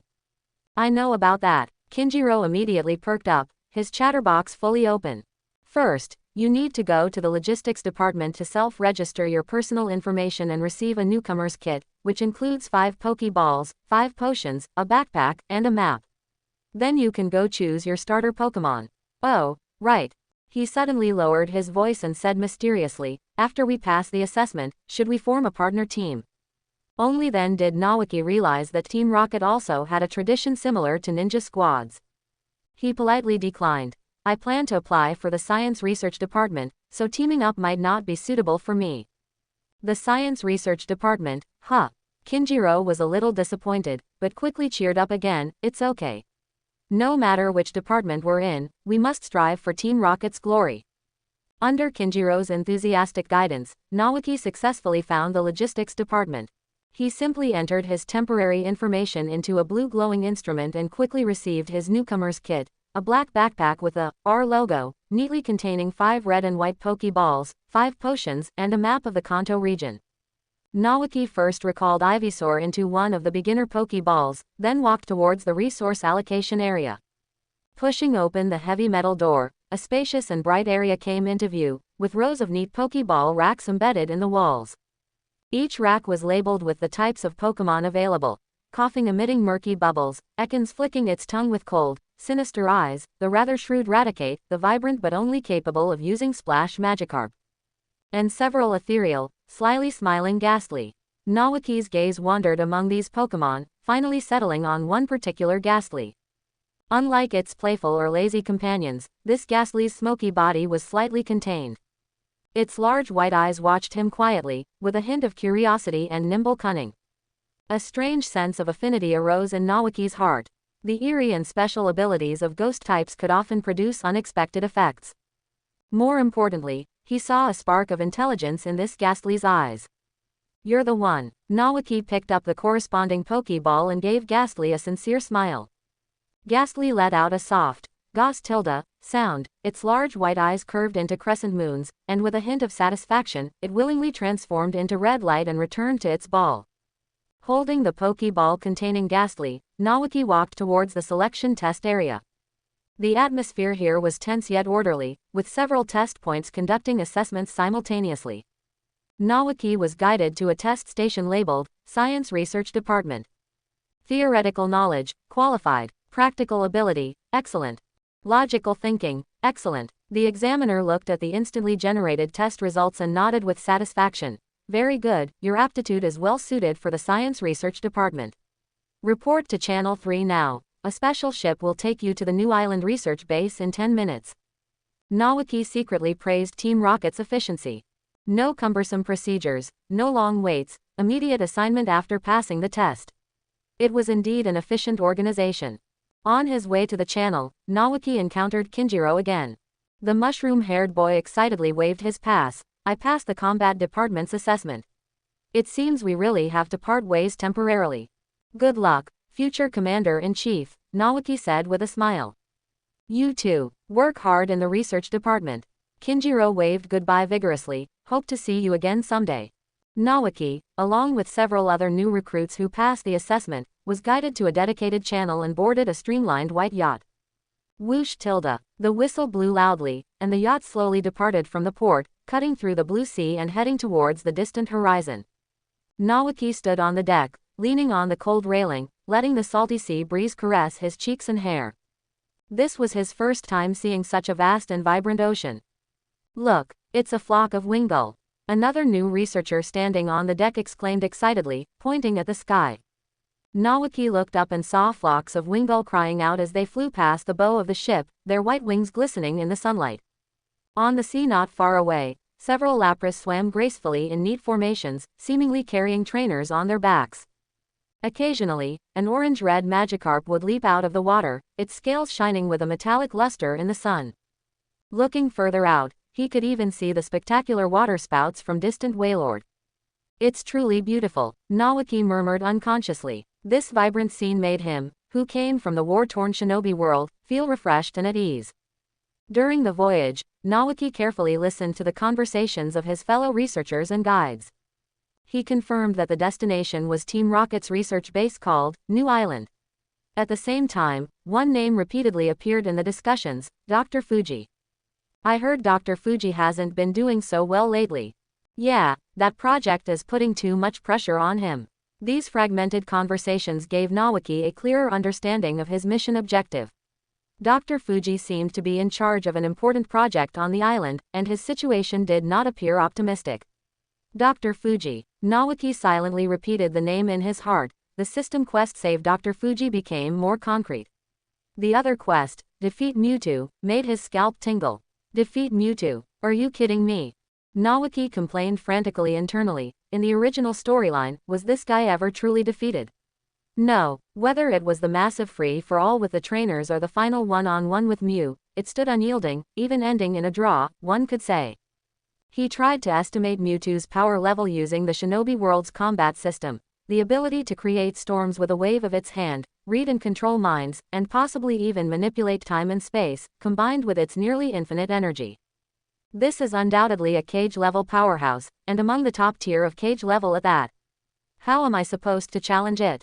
Nawaki knew very well that even if Mewtwo might have weaknesses like massive stamina consumption or emotional instability, its sheer destructive power alone was enough to crush him in his current state. The only way he could think of to potentially defeat Mewtwo was to leverage the power of the plot. During the final battle, fighting alongside the protagonists and maximizing the help of the legendary Pokemon Mew. Other than that, he couldn't think of any other feasible way. This mission was far more difficult and uncontrollable than saving Dr. Fuji. He looked at the silhouette of the island, shrouded in mist, at the junction of sea and sky, his eyes gradually sharpening. It was time to start formulating a concrete action plan. These two quests, especially Defeat Mewtwo, were despairingly difficult. But in contrast, the rewards given by the system made Nawaki's heart beat uncontrollably faster. The second Pokemon Mystical Mark. Just seeing these words filled Nawaki with an uncontrollable excitement. One Ivysaur mark had already given him the dual grass poison typing, along with unique moves like Vine Whip and Leech Seed. This was almost equivalent to gaining a new, Kekkei Genkei, with infinite potential out of thin air in the shinobi world. If he could obtain another one, it would mean he would overlay another complete Pokemon template, mastering the power of another attribute. The complementary abilities and tactical diversity it would bring would be a qualitative leap. This was not just an increase in strength, but another leap in his life's essence and potential.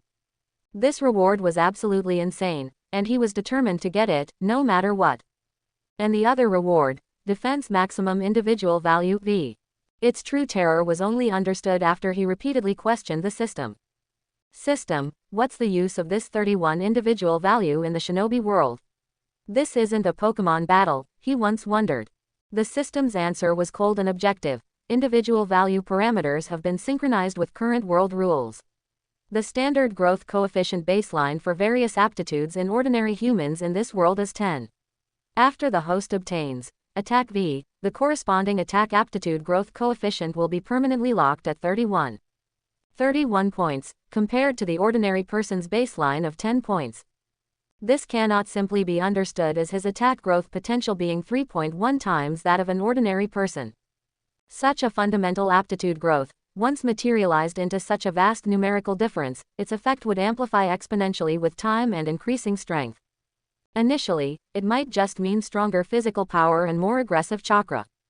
But in the later stages, when others might struggle for years to barely break through a bottleneck, he would be able to advance rapidly with terrifying innate talent, at a despairing pace. This was like the talent gap in the story between the Sannin and Hiriko, a gap that sometimes a lifetime of effort cannot cross, and one might even fall into despair just by witnessing it. Whether in fire, in water, in grass, or in the forest. In the earth, in the clouds, or under that girl's skirt, snap. Although it's quite difficult, I will definitely capture them. Capture Pokemon. Naoki Senju hummed a tuneless yet passionate song, swaggering down the cold metal corridor of Team Rocket's new island base. He had just commanded a perfect, secret operation. Ivysaur's vine whip acted like nimble fingers, borrowing, and then stealthily returning the access card for a high-level security area. Ghastly, utilizing its spectral body, phased through walls, acting as a perfect human or ghost. Radar, preemptively alerting him to the approach of a patrol squad. Naoki had already mapped out half of the functional layout of the entire research island base. This made him feel incredibly smug. He was practically possessed by the spirit of a dancing king, leaping and singing as he went. Dane Tilda, Ivysaur followed at his heels, its two vines swinging wildly as it mimicked Naoki. Gus Gus, ghastly excitedly tumbled above his head, its smoky body shifting into various comical shapes. Right in the middle of his self-congratulatory swagger, a perfectly clear girl's voice, tinged with shy curiosity, sounded directly in his mind without any warning. Did you turn into someone else just now? That's incredible. Are you a legendary ninja? Wah, holy hell. Naoki was scared out of his wits, jumping up like a cat whose tail had been stepped on, his back instantly soaked in cold sweat. He spun around, his hands instinctively forming the tiger seal. A mouthful of non-existent chakra was choked in his throat, almost spurting out. The corridor was empty, only the cold metal walls reflecting his panicked face. Was it a genjutsu? He immediately concentrated his senses but found his pathetic chakra remained stagnant. Who is speaking? He lowered his voice, looking around vigilantly. His ninja instincts quickly calmed him, but his heart was still pounding wildly. He immediately realized this wasn't auditory. Could he have been caught in an illusion? Suddenly, a thought struck Naoki, a name flashed through his mind like lightning. The cloned girl created by Dr. Fuji, the one with telepathic abilities. He forced down his racing heart and tried to concentrate. Or you I? Ha, you know me. The voice in his mind immediately filled with the joy of recognition. You can hear me. You really can. That's wonderful. Did you use the transformation jutsu earlier? I saw it. A real, living ninja. You must be here for a secret mission, right? I promise I won't tell anyone. Naoki cleared his throat awkwardly and continued in a low voice. Something like that, but being discovered by you means half my infiltration mission has failed. I'm sorry. I's thought projection carried an apology, but even more so, uncontrollable excitement. I was just too curious. Of everyone here, you're the only one who can hear my voice. Can we be friends? I can help you. I know this place really well. Naoki immediately realized that I would become the most crucial asset in his current mission. He lifted a genuine smile onto his face and nodded at the empty air. Of course, It's great to meet you, but next time you say hello, could you give me a little warning? My heart isn't the strongest. Hehe, got it. Ai's consciousness was created by Dr. Fuji. Naoki remembered that Dr. Fuji's daughter, Ai, had died young. Out of longing for his daughter, Dr. Fuji materialized Ai's consciousness as electricity, creating a hologram. He named her, Ai too. He hoped that this method would allow his daughter's consciousness to persist, and he was attempting to grant Ai true life by studying the secrets of Pokemon vitality. I communicated with Mewtwo telepathically, introducing it to the other clones, such as Charmander, Squirtle, and Bulbasaur. However, due to the immaturity of the cloning technology, I could not exist permanently. At the end of the movie's plot, as the bodies of the other cloned Pokemon vanished, she too gradually dissipated into starlight. Isn't I the one who should be saved the most? Naoki recalled the movie's plot, feeling deeply unsettled. A few days later, guided by Ai's navigation, Naoki disguised himself as a junior researcher performing equipment checks and arrived at the periphery of the main laboratory. Peering through a thick observation window, he witnessed a scene that struck him deeply. An elderly man with white hair and a haggard face, wearing a white coat, Fuji, stood alone outside the isolation window, staring complexly at the massive culture tank in the center of the laboratory. His eyes were filled with the fanaticism of a scientist and the pride of a creator, but deeper still was unconcealed worry, fear, and an overwhelming sense of guilt. He reached out, seemingly wanting to touch the cold glass, but ultimately let his hand fall weakly. Is this the forbidden domain of life? Dr. Fuji muttered in a low, almost dreamlike voice, what kind of being have I created? What will the world look like through its eyes? In that moment, Naoki clearly sensed the struggle and pain of this genius scientist. While his creation of Mewtwo might have stemmed from his longing for his daughter Ai and his pursuit of the secrets of life, it was clear that events had spiraled far beyond his control. In the following days, Naoki worked on data organization assigned by Team Rocket, diligently playing the role of an ordinary researcher. He even occasionally participated in Pokemon battle training with other members, mostly commanding Ghastly, while Ivysaur was kept secret. On the other hand, through Ai, his super insider, he quickly mastered everything about the base. I acted like an invisible ghost guide, meticulously telling Naoki everything: the complex three-dimensional layout of the base, the access key permissions for various areas, the patrol routes of personnel, even hidden ventilation shafts and maintenance tunnels that might not have been marked on the blueprints. Naoki, relying on his ninja memory, constructed an extremely detailed dynamic map in his mind. In return, Naoki would tell Ai stories. Initially, he recounted classic fairy tales, but Ai's consciousness soon expressed dissatisfaction. I've heard these stories many times.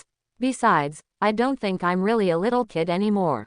Naoki was momentarily speechless. He realized that a consciousness with telepathy, existing in this base for a considerable time, could not be judged by normal standards of maturity. So, he began telling stories of his own world, about ninjas, about chakra, about the Hokage Rock, and about that world full of conflict, bonds, and dreams. He recounted how Naruto rose from a failure to earn recognition step by step, and he told the legends of the Sannin. I listened enthralled, especially when Naoki spoke of the Chunin exams, Orochimaru's Konoha crush plan, and the forbidden jutsu involving soul and body transfer, the impure world reincarnation, and the living corpse reincarnation. Her consciousness experienced unprecedented, intense fluctuations, transferring one's consciousness into a truly living body, one that can run freely. Ai's thoughts were filled with longing and an unprecedented desire. Mr. Naoki, do you think it's possible for me to find a method like that, too? I don't want to be stuck in this room forever, only perceiving the outside world through screens and thoughts. I want to truly live. Naoki understood, and cautiously responded in a low voice. The possibilities of the world are infinite, Perhaps there truly is some hope. He knew that, perhaps unintentionally, he had lit a small flame of hope for this lonely soul. The base's most critical restricted area was located at the center of the main laboratory, heavily sealed by multiple layers of alloy and energy barriers. A massive cylindrical biological culture tank, filled with glowing green nutrient fluid, stood like a modern technological altar in the center of the empty lab. Inside the tank, the silver-gray figure floated silently, its sleek, powerful body and long tail unconsciously curling slightly. Mewtwo's unique form, a blend of artificial precision and natural majesty, had its eyes tightly closed. Countless tubes, like the tentacles of fate, connected to its body, continuously supplying energy and perhaps monitoring data. The glowing green light illuminated its sleeping, or rather, imprisoned face. The entire scene was filled with suffocating technological beauty and profound sorrow. Days passed in seemingly peaceful reconnaissance and information gathering. With Ai's help, Naoki had mapped out over 70% of the base's areas. Even the locations of Dr. Fuji's usual rest areas and secret archives had been confirmed. However, Naoki keenly noticed that the voice transmitted by Ai's telepathy no longer sounded as clear and bright as before. At first, it was just occasional, extremely brief pauses, like poor signal reception.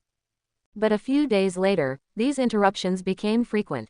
Sometimes Naoki would whisper her name several times before receiving a faint, sleepy response. Naoki-kun, I might not be able to show you the energy core today. What's wrong? Are you tired? Naoki leaned against the wall of his dormitory, asking worriedly in a low voice.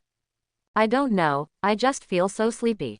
My body feels so light, almost like I can't feel it anymore. This sentence struck Naoki like lightning. He instantly stood up straight, a chill shooting from his feet to his head. How could he have forgotten?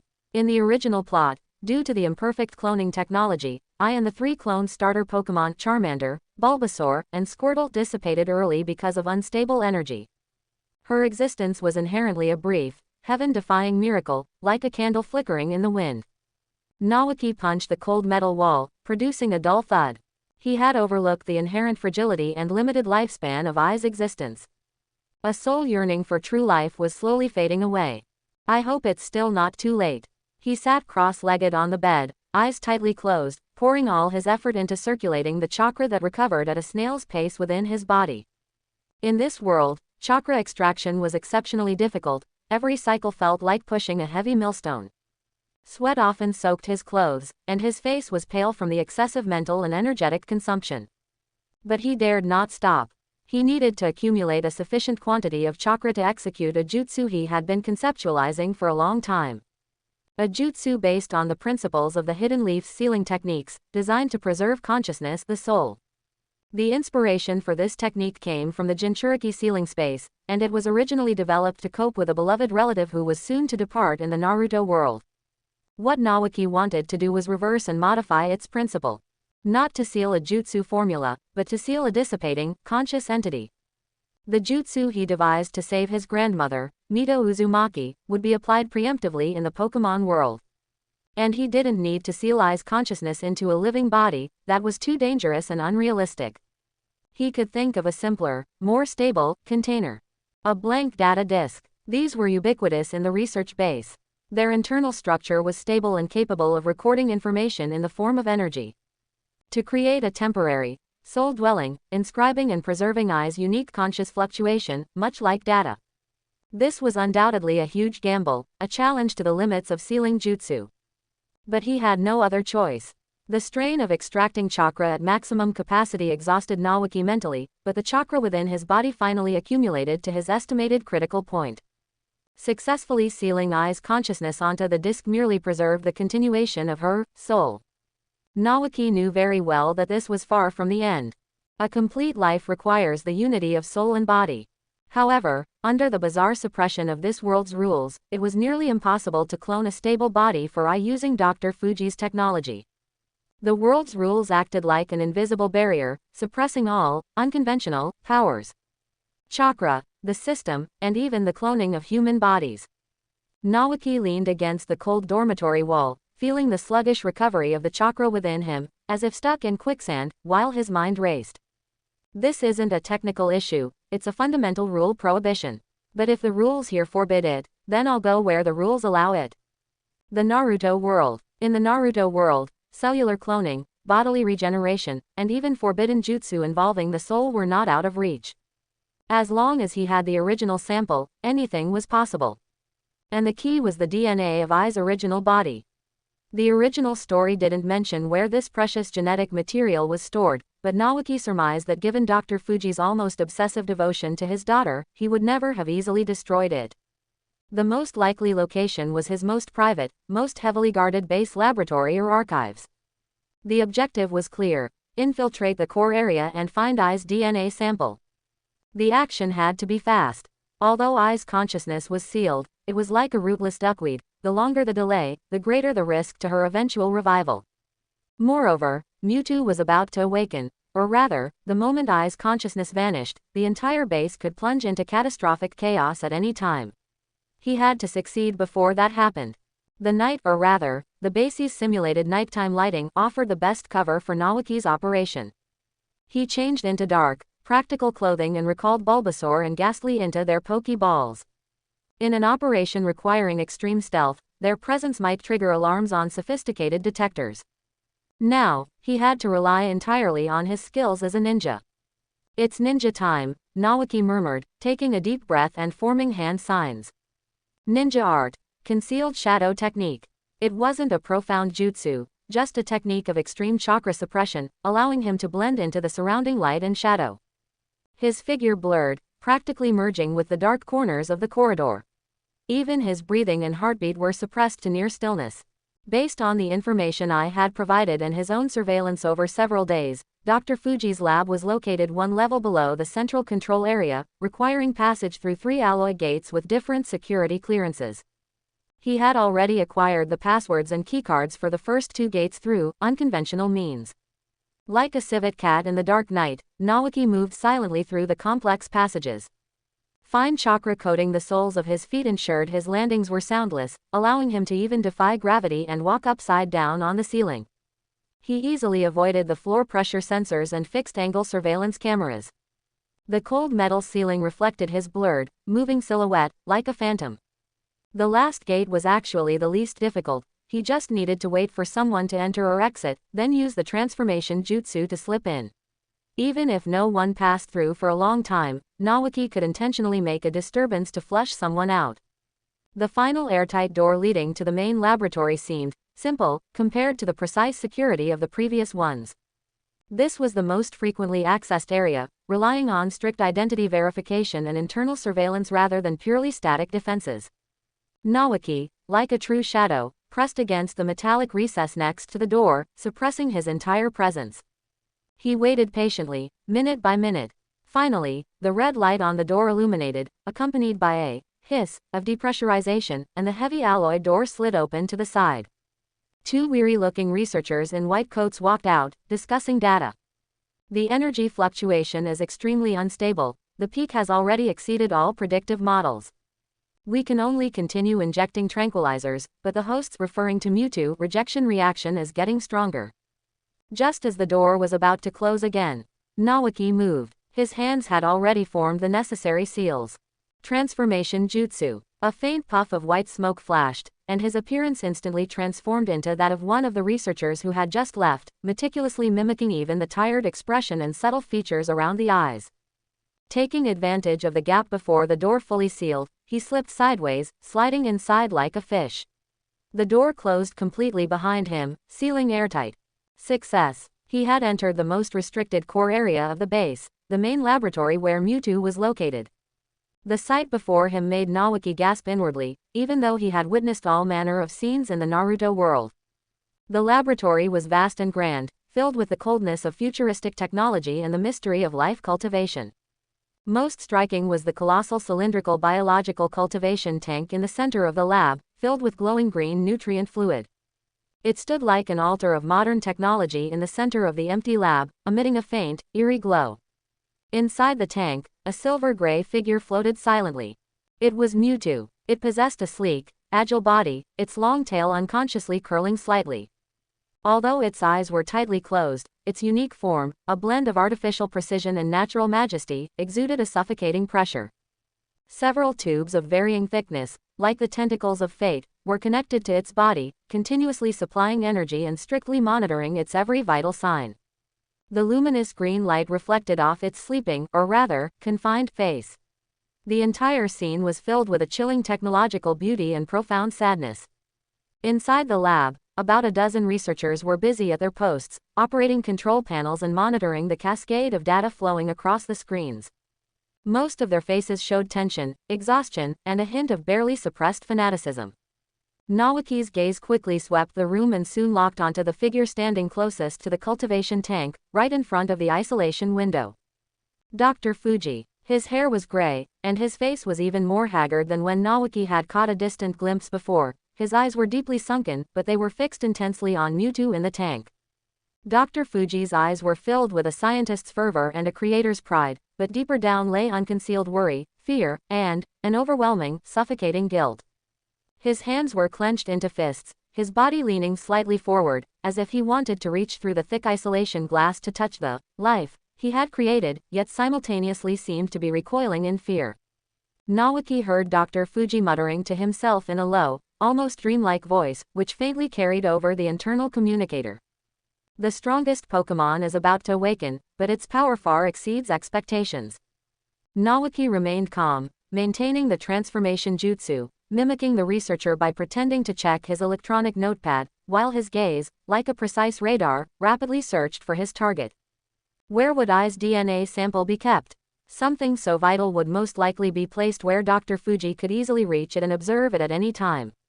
His personal workstation. Naoki moved casually, approaching Dr. Fuji's workstation, which was relatively isolated on one side of the lab and cluttered with documents and personal items. Besides multiple monitors, there was a small, portable, high-tech cryogenic storage box on the desk. That was it. Naoki's heart sped up slightly. He had to hurry. The transformation jutsu couldn't be maintained indefinitely, and someone might approach him for a conversation at any moment. He seized an opportunity when all the researchers' attention was drawn to a set of warning lights that suddenly flashed near Mewtwo's cultivation tank. While even Dr. Fuji nervously rushed to the main control panel, Naoki moved like a ghost. He turned his back to the others, using his body to shield himself from potential glances, and coated his hands with a faint layer of chakra. This type of cryogenic box usually had a simple electronic or combination lock. Naoki concentrated chakra on his fingertips, sensing the internal structure of the lock mechanism. Click. With an almost inaudible soft sound, the lock was skillfully picked open by the chakra. He quickly opened the lid, and cold air misted out. A few sample tubes were neatly arranged inside. His gaze instantly focused on a sample tube with a unique label. The label didn't have complex codes or project names, only a handwritten, slightly childish but perfectly clear name, I. That was it. The DNA sample of I's original body. The cold sensation came from his fingertips, yet it filled him with a burning hope. Without hesitation, he swapped it out with a blank sample tube he had prepared, which was nearly identical in appearance. The entire process was lightning fast, taking less than 3 seconds. He carefully placed the real I sample tube into a specialized isolation box, concealed it close to his body, closed the storage box, and restored it to its original state. Mission accomplished. A huge weight lifted from Naoki's chest. He dared not linger for a moment, immediately turning and walking casually toward the laboratory exit. However, just as he was about to reach the door, a voice called out to him. Yamada, are the data logs organized? The doctor needs to see them shortly, another researcher asked without looking up. Naoki's heart skipped a beat. He had no idea what Yamada was specifically responsible for. He could only vaguely lower his voice, mimicking a tired tone. Almost done, I just need to double-check something. He kept walking without stopping. Fortunately, the researcher seemed preoccupied with his own work, merely grunting in acknowledgement and not pressing further. Naoki reached the airtight door, pressed the open button, and stepped out, feeling the relatively free air outside the room. He quickly found an empty corner, dispelled the transformation jutsu, and reverted to his true form.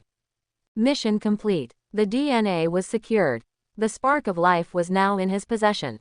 He glanced back at the tightly sealed door, which separated him from the inner world of interwoven sadness and madness, his expression complex yet resolute. With this most essential proof of life, I's path to future revival finally had a tangible glimmer of hope. He dared not delay, immediately retracing his steps, retreating silently like a phantom melting into the shadows. The air was thick with tension, accompanied by a subtle, creeping fatigue stemming from his own energy depletion. Naoki's face was pale, yet his eyes were intensely focused and bright. His hands maintained a complex and stable set of seals before his chest. A faint blue stream of chakra light trickled slowly from his fingertips, wrapping around a blank data disk resting flat before him. Transcription seal. Modified. Consciousness storage. This was a forbidden technique he had independently developed, based on the principles of the Uchiha clan's transcription seal, combined with the Uzumaki clan's rudimentary knowledge of soul energy and the system's interpretation of Pokemon life force. The goal was singular: to create a stable, soul sanctuary for Ai before her consciousness completely vanished. The process was far more difficult than imagined. In this world where chakra was severely suppressed, refining and manipulating every thread of it felt like trudging through a mire. He had to precisely control the energy, using Ai's unique telepathic consciousness fluctuations like the finest engraving tool, meticulously etching them into the seemingly ordinary disc. Just moments ago, Ai's increasingly weak consciousness had communicated with him for the final time. Nawaki-kun, don't be afraid, Ai. Focus your mind, trust me. Nawaki responded loudly, simultaneously maintaining the full output of the sealing jutsu. Charmander, Bulbasaur, and Squirtle. Ai's thoughts carried a final plea. Nawaki fell silent. The fact that Ai had managed to sustain her consciousness until now and had the chance to be sealed was largely due to the subtle resonance between her unique telepathic ability and the special energy of chakra, which provided a coordinate that could be captured and fixed. However, the three cloned Pokemon, their consciousnesses were closer to raw instinct, far more fragile, and completely unconnected to the chakra system. Forcing the attempt would likely only result in recording a lifeless segment of data. Dr. Fuji's cloning technology could create them, but it couldn't preserve their fleeting flame of life. This was precisely because they lacked a core energy like chakra, which, similar to yin release, involves the essence of the soul. At this moment, the sealing reached its most critical stage. The disc was no longer merely metallic, it had become crystal clear. Inside, countless tiny blue networks of light, resembling both circuits and runes, slowly flowed and solidified. Unlike technical machines TMs that stored elemental moves and displayed corresponding colors, such as red for fire type, this disc, which held Ai's consciousness, was a purely colorless, transparent medium. Only the profound inscription on its surface proved that it was no ordinary object. Finally, as the last rune coalesced in the center of the disc, forming a stable, seal, character mark, Nawaki let out a long breath and released his hand seals. Success. Ai's consciousness was temporarily sealed within. Almost the exact moment the sealing was complete. Womb. An indescribable, terrifying psychic surge, brimming with monstrous rage and endless sorrow, erupted like a tangible tsunami, centered on the core laboratory of the base. Deep within the base, the massive incubation tank, filled with glowing green nutrient fluid, violently shattered. Shards of reinforced glass mixed with the nutrient solution sprayed everywhere like a downpour. Mewtwo, suspended inside, abruptly opened its eyes. Its purple gaze held no confusion, only the madness of destruction and the searing pain of losing something vital. It couldn't sense Ai anymore. The only existence capable of communicating with it and offering a shred of warmth was gone. Ruar tilde. The deafening roar was accompanied by visible purple psychokinetic ripples that swept through the entire laboratory. Precision instruments instantly shattered into countless components, and electrical sparks scattered like dying fireflies. The walls warped, and the metal beams groaned under the immense stress. Quick, sedative, maximum dosage. Amidst the chaos, Dr. Fuji's desperate, yet strained, shout rang out. Just like in the original storyline, the staff attempted to shoot Mewtwo with specialized sedative guns. However, the potent drugs, enough to instantly knock out powerful Pokemon, evaporated the moment they touched the horrifying psychic field surrounding Mewtwo, like drops of water hitting a red-hot iron. Mewtwo didn't even spare them a glance. With a mere wave of its hand, an invisible force brutally flung Dr. Fuji and all the staff away, sending them crashing into walls and debris. Nawaki knew that the plot had irreversibly advanced to this stage. He quickly and carefully put away the disc sealing Ai's consciousness. It's time to leave, but before that, a flicker of cunning crossed his eyes, and his figure vanished like a phantom into the chaotic corridor. Utilizing the base map previously provided by Ai and his knowledge of the supply warehouse locations, Nawaki navigated through the gaps between explosions and collapses. Bulbasaur, Vine Whip, Ghastly, phase through the wall and see if anyone is inside. Bulba, Gas, With the efficient cooperation of his two Pokemon partners, Nawaki acted like a diligent hamster, seizing the perfect opportunity while the base management system was down and personnel were fleeing. He quietly swept clean several warehouses storing valuable research data, rare Pokemon items, and high-energy blocks. These would all be crucial resources for his future. Having finished all this, he immediately created a shadow clone, instructing it to carry a small amount of supplies as a diversion and move in the opposite direction of his main body's retreat. Nawaki's main body, meanwhile, raced toward the harbor, following the evacuation route he had memorized. He had to leave this island, which was about to become a true hellscape, before Giovanni arrived to take over the wreckage. Simultaneously, Nawaki's shadow clone was accurately heading toward the direction where Dr. Fuji had last been thrown. The shockwaves from the violent explosion, mixed with architectural debris, swept everything in the corridor away. Dr. Fuji was wretchedly pushed by the blast, slamming into a twisted metal wall before sliding to the floor. His internal organs were rattled, and the intense pain caused his limbs to twitch slightly, leaving him unable to stand immediately. Yet, even at this moment, his face was a mix of shock, fear, and a hint of the fervent zeal unique to a pathologically mad scientist.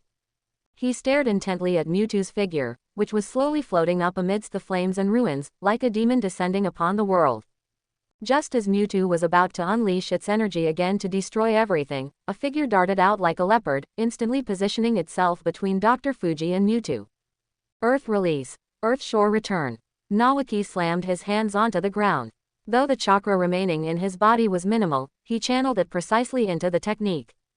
With a loud rumble, the ground in front of him cracked open, and a large, heavy mass of earth and stone, embedded with rebar and pipe remnants, violently flipped upwards.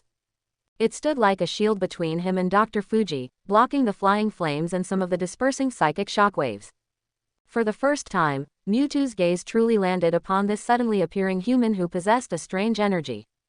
Its eyes were cold, tinged with mockery. "I finally see you, thief hiding in the shadows." Mewtwo's telepathy resonated directly in Nawaki's mind, the voice vast and overwhelming.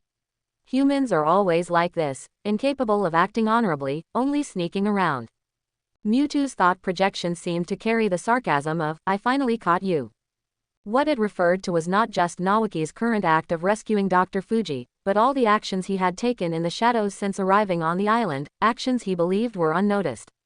For instance, Nawaki's small movements, utilizing his Pokemon truly could not escape Mewtwo's powerful psychic perception.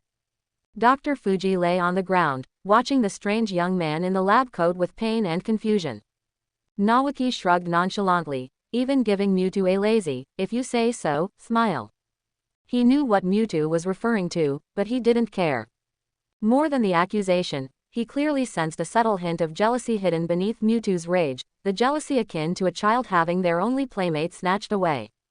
Mewtwo certainly knew that Ai's disappearance was likely not directly related to this human, but it couldn't help projecting its anger onto him. Because this human was the only one besides itself who could clearly hear Ai's voice, an outsider who had drawn Ai's attention. Its palm, infused with destructive energy, lifted slightly and aimed at Nawaki. "Why dare to appear before me? Why save this man? Both of you deserve to die." Facing this terrifying pressure, Nawaki remained remarkably calm, he even brushed the dust off his clothes. "I save him because he is Ai's father." He looked directly into Mewtwo's furious eyes, speaking clearly, word by word. "Furthermore, Ai hasn't truly died. I used my methods to preserve hope." He paused, a smile playing on his lips that Mewtwo found difficult to decipher. "As for why I dared to show up, unfortunately, the one standing before you is merely a clone. My main body boarded a ship and left this island the moment you woke up." HMPH, coward. Mewtwo's psychic power began to gather, and the very space seemed to warp. "Call me what you like." Nawaki showed no fear, even adopting a hint of provocation. "While the current me is indeed no match for you, it won't be long before my main body stands before you honorably and challenges you. I promise." Mewtwo's movement of gathering energy paused slightly. It truly sensed a strange power chakra emanating from this clone, a power fundamentally different from the mainstream energy of this world Pokemon moves. That power carried an original vitality, unlike anything produced by technology. It glanced at Dr. Fuji, who was shielded behind Nawaki, struggling to lift his head and whose eyes had reignited with a faint glimmer of hope upon hearing that I hasn't truly died. Was it because of this man who created her, and yet seemed to have lost her? Finally, Mewtwo slowly lowered its hand, its icy gaze sweeping over Nawaki. I await you, hypocritical human. Nawaki's inner monologue. This is the first time I've been described like this, hypocritical and hiding in the shadows. Aren't those terms reserved for Danzo Shimura? With that, Mewtwo ignored them, its figure flashing into a streak of purple light as it surged toward other areas of the base. It could spare the man who was Ai's father, but this cage that imprisoned it and caused it to lose everything must be utterly destroyed. With the immediate crisis averted, Nawaki's chakra was nearly depleted, and the shadow clone began to look unstable. He turned around, offering Dr. Fuji, whose face was a mask of complex emotions and who struggled to speak, a tired but sincere smile. Doctor, everything I just said is true. I hasn't vanished, hope remains. Please take care of yourself. In the future, you and I will surely be reunited. The moment the words left his mouth, the shadow clone's chakra was completely exhausted. With a soft poof, a puff of white smoke flashed, and Nawaki's figure vanished without a trace. All that remained was Dr. Fuji, standing stunned, his eyes alight once more with hope and endless questions, and behind him, the Team Rocket research base, which continued to explode, burn, and hasten toward its destruction. Having escaped the ruined Team Rocket research island, Shinsu followed the ocean currents and the gentle breeze, arriving at the Orange Islands, a place of numerous islands and stunning scenery. Far from the heart of the Kanto mainland, this region boasts a unique gym system and attracts trainers from all corners of the world, making it his ideal spot for level grinding. He knew that the impending moment of the great decisive battle was crucial for him to complete the system mission, defeat Mewtwo and claim the generous rewards. He needed power, he needed more partners, and as a trainer, he needed to wait and participate in the upcoming decisive battle against Mewtwo. Over the next period, Shinsu embarked on a journey of training and challenges that bordered on the obsessive. He traveled between the islands, relying on his keen ninja intuition and the practical feedback gained from Pokemon battles. Not only was his own chakra slowly but surely recovering, but he also managed to capture several potentially strong Pokemon. Skarmory, Jinx evolved from Smoochum, Crobat, and Sableye. With new partners by his side, Shinsu's career as a trainer officially entered the right track. However, perhaps due to being suppressed for too long in the Naruto world, or perhaps in an effort to rapidly increase his strength, Shinsu completely unleashed himself when it came to his battle style. He was extremely aggressive, challenging almost everyone he met, from short guys on the street corners to experienced veteran trainers. Even elite trainers from other regions passing through for a break could barely escape his clutches. What was even more frustrating was that his tactics were notoriously nasty, filled with ninja-like cunning and calculation, completely clashing with the mainstream, passionate, and straightforward battle style of this world. Before long, Shinsu became infamous among the Orange Islands trainer community, earning him nicknames such as the Demon of the Orange Islands, the King of Dirty Tactics, the Toxic Trainer. Even Officer Jenny, who maintained regional security, had to approach him repeatedly, sternly warning him to mind his behavior and avoid causing unnecessary trouble and complaints. Shinsu outwardly accepted the warnings humbly, but behind their backs, he continued to act as he pleased. It wasn't until the arrival of a heavyweight figure that his arrogant streak was temporarily curbed. It was an evening cooled by the sea breeze. Shinsu had just employed his endless cage tactic at the Trovita Island Stadium, effortlessly forcing a confident trainer using a Blastoise to collapse and concede defeat. Among the onlookers, a woman with deep blue short hair, wearing sophisticated glasses and a sharp outfit, watched everything quietly. As Shinsu prepared to leave, she slowly stepped out of the crowd. A very unique strategy. Lorelei Kanna, the Ice-type Elite Four member of the Kanto region, spoke calmly, yet her voice carried an undeniable authority.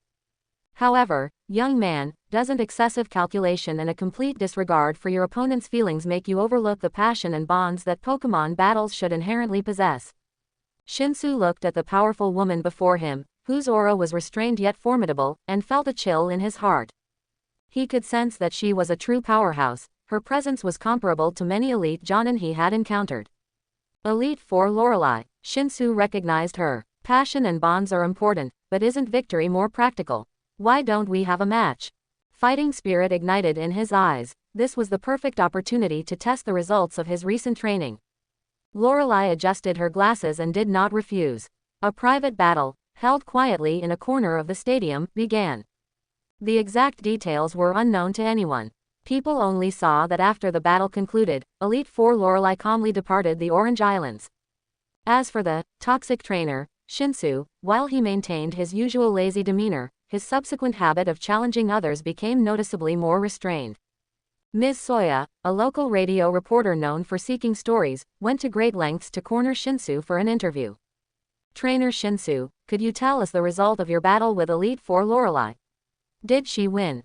Shinsu grinned candidly at the camera and readily admitted, that's right, my Pokemon lost the battle. Elite Four Lorelei truly lives up to her reputation. His tone was frank, devoid of any hint of resentment, but whether this candor concealed other unknown details was left for the outside world to speculate. The sun shone brightly that day, and the sea breeze carried a salty, damp scent across a beautiful beach in the southern part of Trovita Island. The soft white sand glittered in the sunlight, coconut trees swayed in the wind, and the distant blue ocean surface shimmered. Shinsu was sitting in the shade of a coconut tree, carefully wiping his Pokeballs and enjoying a rare moment of leisure. Just then, a familiar, energetic clamor approached from a distance. Hurry up, Brock, the Pokemon Center is right ahead. I know, Ash, don't run so fast, my feet hurt so much. Can't we take a break first? Shinsu looked up and saw the classic trio, the red-capped, high-spirited Ash, holding Pikachu. The squinty-eyed, seemingly mature but likely scanning for beautiful women, Brock. And the orange-haired, short-sleeved Misty, who was complaining about her aching feet, with her signature, dopey Psyduck waddling closely by her side.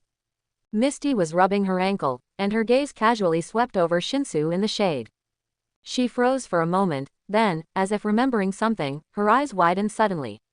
Her finger trembled slightly as she pointed at Shinsu, her voice rising in excitement. You, are you that guy? The legendary demon of the Orange Islands.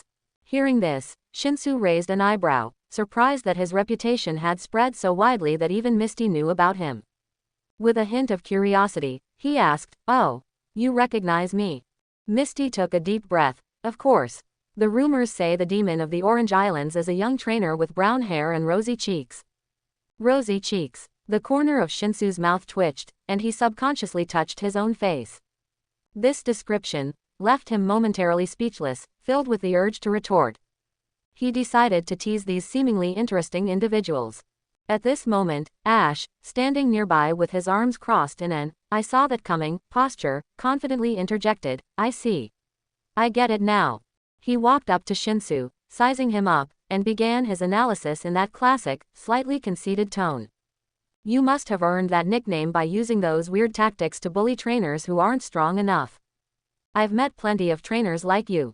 You clearly don't understand what real Pokemon battling is. Real battling is about passion, excitement, and the bond of trust between a Pokemon and its trainer. Shinsu looked at Ash's "I know everything" expression and nearly burst out laughing. He spoke in a voice loud enough for everyone nearby to hear, oh. Are you the legendary Masara Town Superman, Ash? Ash was stunned. Huh. Masara Town Superman, what's that? Misty and Brock looked over, equally confused. Shinsu counted on his fingers with great seriousness. I heard you possess incredibly tenacious vitality. No matter how powerful the attack you suffer, you seem to recover quickly and keep fighting. For example, being electrocuted by Pikachu or burned by Charizard. Legend says you've endured hundreds of direct or indirect Pokemon attacks, and still bounce back, completely unharmed. If that physique isn't Superman, what is it? Pikachu, perched on Ash's shoulder, tilted its head too. Ash's face instantly flushed red. Those were all accidents. Shinsu chuckled, then looked at Brock, his gaze pausing specifically on the perpetually squinting eyes that always seemed to be searching for a target. He then addressed Misty. Miss, you'd better keep a close eye on your Pokemon, and also be careful of the pervert beside you. He deliberately emphasized the word, pervert. Brock immediately coughed awkwardly. Ahem, trainer, you misunderstand me tilde.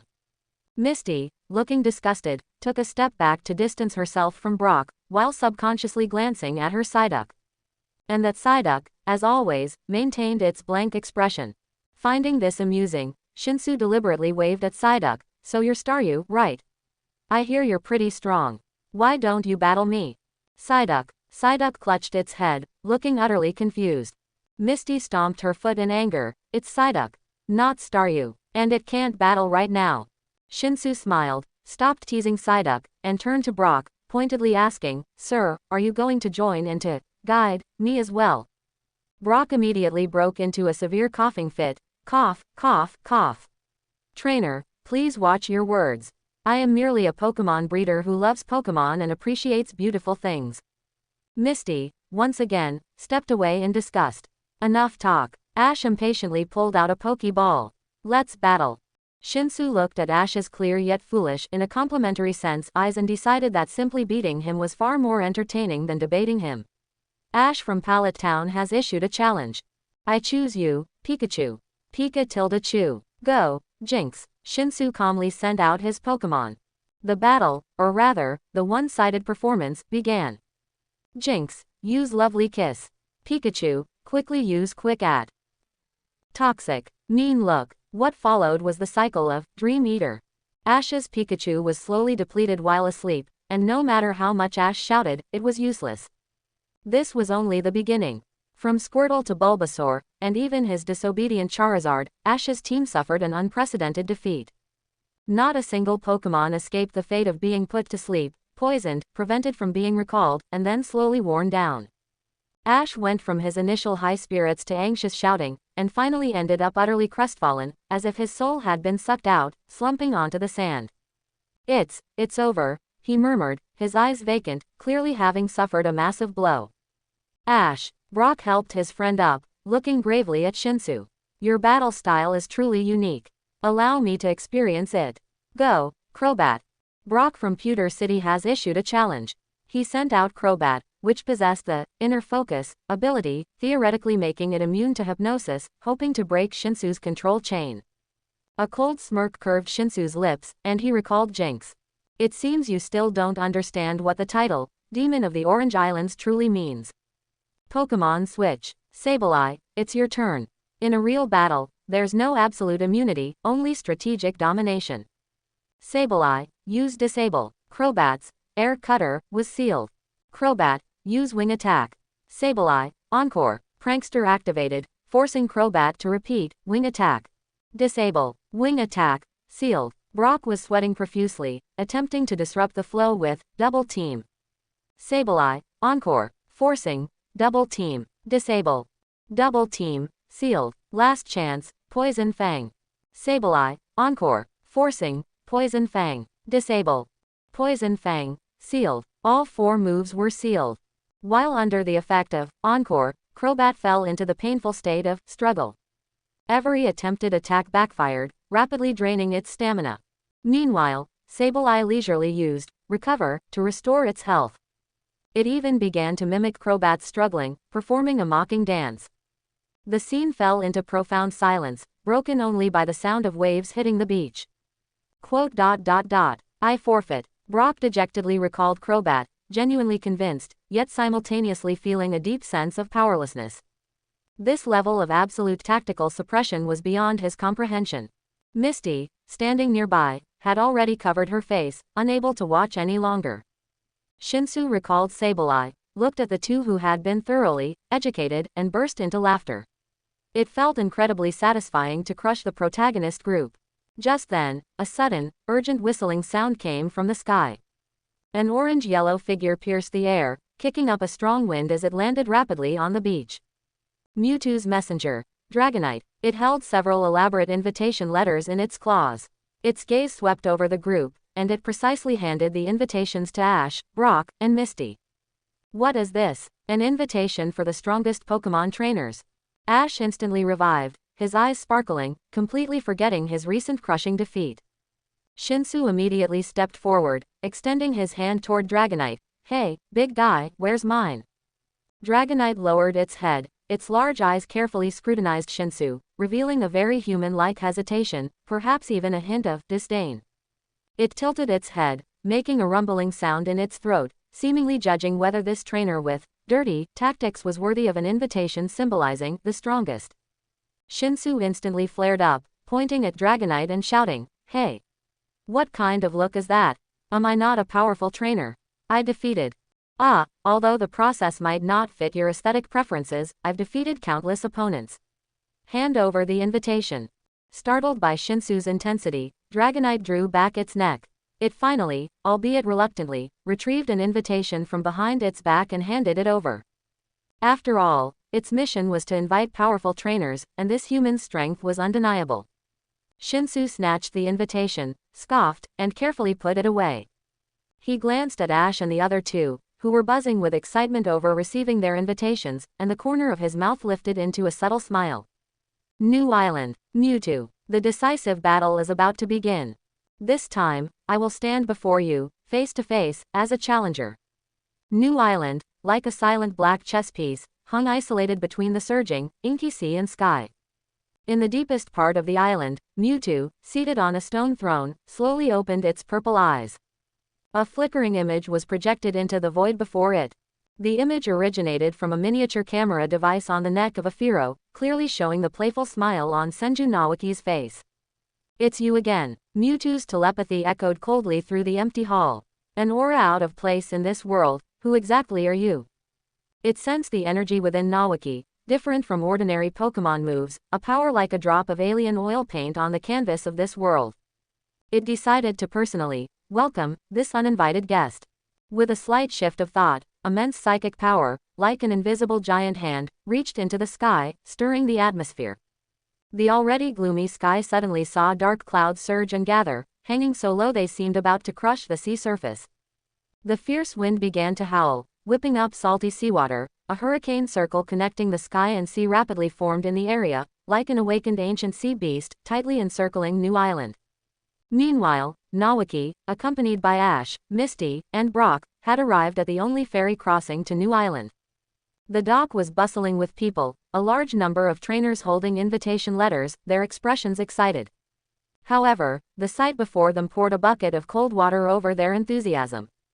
The sea was no longer a blue painting but had transformed into an inky abyss churning with white foam.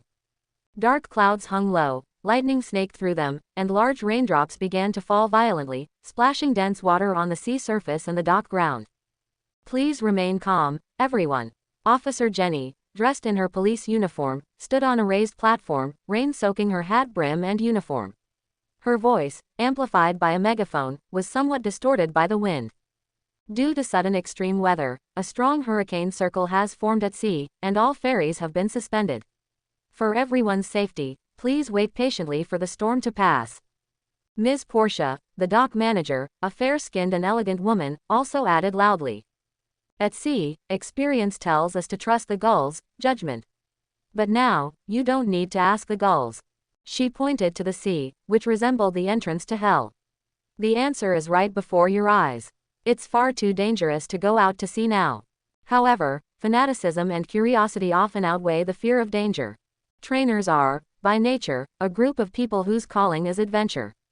They became restless. Some, ignoring the warnings, tried to release their water-type Pokemon, preparing to force their way across the sea. My Kingler can definitely do it.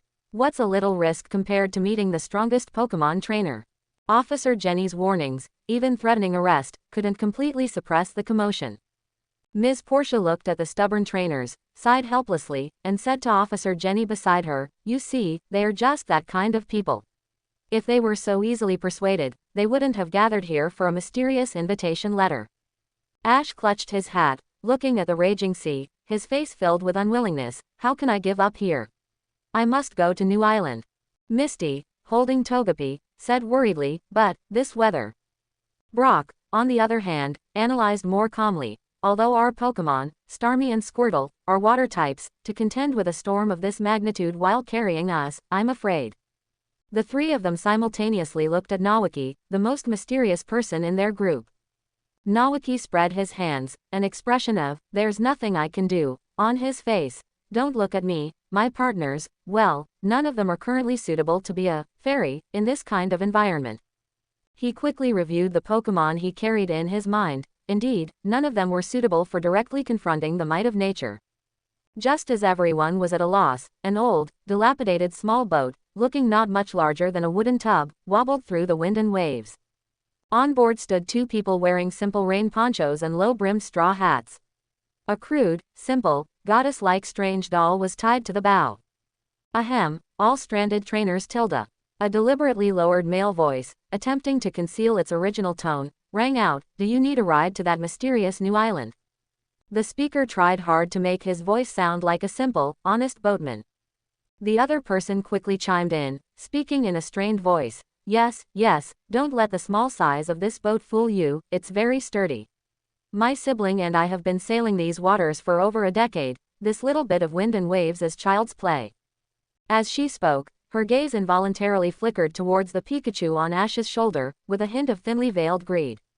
Ash looked at the small boat that seemed ready to fall apart in the waves, and at the two suspicious-looking boatmen, his face filled with distrust. "Are you really capable?" Misty also frowned. "They seem so unreliable tilde." Brock, stroking his chin, observed carefully, "Going out to sea in this weather certainly requires a lot of courage and skill." Nawaki stood a little behind, arms crossed, a faint smile playing on his lips. His keen observation had already seen through the clumsy disguise. Masashi's distinctive red hair, Kojira's slightly flustered eyes, and the occasional nervous tremor of Meowth's whiskers on the wooden carving at the bow. They really are persistent. He chuckled inwardly, but didn't expose them, happy to see how the show would unfold. Seeing everyone hesitate, the Rocket Gang, fearing their plan would fail, Kojira quickly patted his chest, almost tearing open his poncho, and boasted, "Don't worry, we grew up by the sea and know every current here. We guarantee to get you safely to New Island." That's right, that's right. Musashi also intensified her efforts. "Our navigation skills have been tempered through countless trials. This little bit of wind and waves is nothing." Perhaps the desire to see New Island was too strong, or perhaps there truly was no better option at the moment. Ash and the others exchanged glances and finally decided to take the risk. However, they had barely stepped cautiously onto the shaky small boat and hadn't traveled far when the sea seemed to be enraged by their arrogance. A giant wave, like a city wall, crashed down without warning. Whoa-ah-ah-ah! The small boat was tossed high, then slammed down hard, groaning under the strain. Icy seawater cascaded over everyone like a waterfall, instantly washing away the Rocket Gang's already fragile disguise. Straw hats flew off, rain ponchos were torn open. The Rocket Gang's iconic white uniforms with the large red R logo were revealed. The Meowth wooden carving at the bow was also washed by the seawater, revealing its true form. It was Meowth himself. He was clutching the bow for dear life, his fur standing on end in fright. "Help Meow. We're really going to sink Meow." "It's you, Team Rocket." Ash wiped the seawater from his face, both surprised and angry. "I knew you were up to no good." Misty stomped her foot in anger, almost causing the small boat to lose balance again. "I knew something was off." Brock also had an enlightened expression. With their identities exposed, the Rocket Gang no longer bothered with their disguise. Musashi stubbornly said, "Since you've found us out, then obediently hand over Pikachu." Before she could finish her sentence, another even larger wave crest, like a giant palm, crushed down, as if to smash this tiny boat and all the life on it into the abyss. Bang tilde. This time, the fragile small boat could no longer withstand the destructive force, instantly shattering into pieces, wood splintering everywhere. Pikachu. The moment he fell into the water, Ash instinctively hugged Pikachu tightly and released Squirtle. Ash, Misty. Brock was the first to surface. Misty, at the moment she fell into the icy seawater, desperately threw a Pokeball, Starmie. A flash of light appeared in the water, and Starmie emerged amidst the surging waves, struggling to support its trainer. "Where's Nawaki?" Misty struggled to look around in the waves, but couldn't find Nawaki's figure, shouting anxiously, "Nawaki! Where are you?" Ash was relatively calmer, commanding his Pokemon, "Don't worry about that for now, Nawaki definitely has a way. Let's first break through this stormy area. Squirtle, you can do it." With the combined efforts of the two Pokemon, they pushed against the current like fish, struggling but determined, heading towards the relatively weaker part of the storm, which was also in the direction of New Island. And at this moment, not far behind them on the sea, a completely different scene unfolded. Nawaki stood steadily on the waves of the sea. Beneath his feet, a layer of precisely controlled chakra firmly adhered to the turbulent sea surface, allowing him to walk as if on solid ground. In his left and right hands, he held Kojiro and Musashi, who were like drowned rats, still shaken and with their Team Rocket uniforms soaked and clinging to their bodies. Meowth, using all 4 limbs, clung to his back like a startled koala, its eyes swirling in fright. "We were saved, Meow." Meowth mumbled in disbelief, looking back at the raging waves that had swallowed their boat. Musashi and Kojiro also came to their senses, looking at the churning seawater beneath them, and then at Naoki, who stood as solid as a reef, his figure tall and unyielding in the storm, utterly shocked and incoherent. You're standing on the water. How is this possible? Are you human?" Naoki laughed heartily, his voice still clear and loud amidst the storm. "Don't mind the details. Hold on tight." His eyes narrowed, and the chakra within his body instantly erupted through the meridians in his feet. Boom tilde. Accompanied by a faint sonic boom, he actually sprinted across the sea, carrying 3 people plus 1 cat. His figure was like lightning, cutting through the wind and waves, his speed far exceeding Ash and his companions relying on their Pokémon to swim. The strong wind, laden with rain, lashed at his face like bullets. The waves behind him repeatedly tried to engulf him, but he always dodged them by a hair's breadth. Naoki rode the waves, his movements fluid and powerful, as if this raging sea was merely his familiar training ground. Team Rocket was completely stunned by his superhuman speed and strength.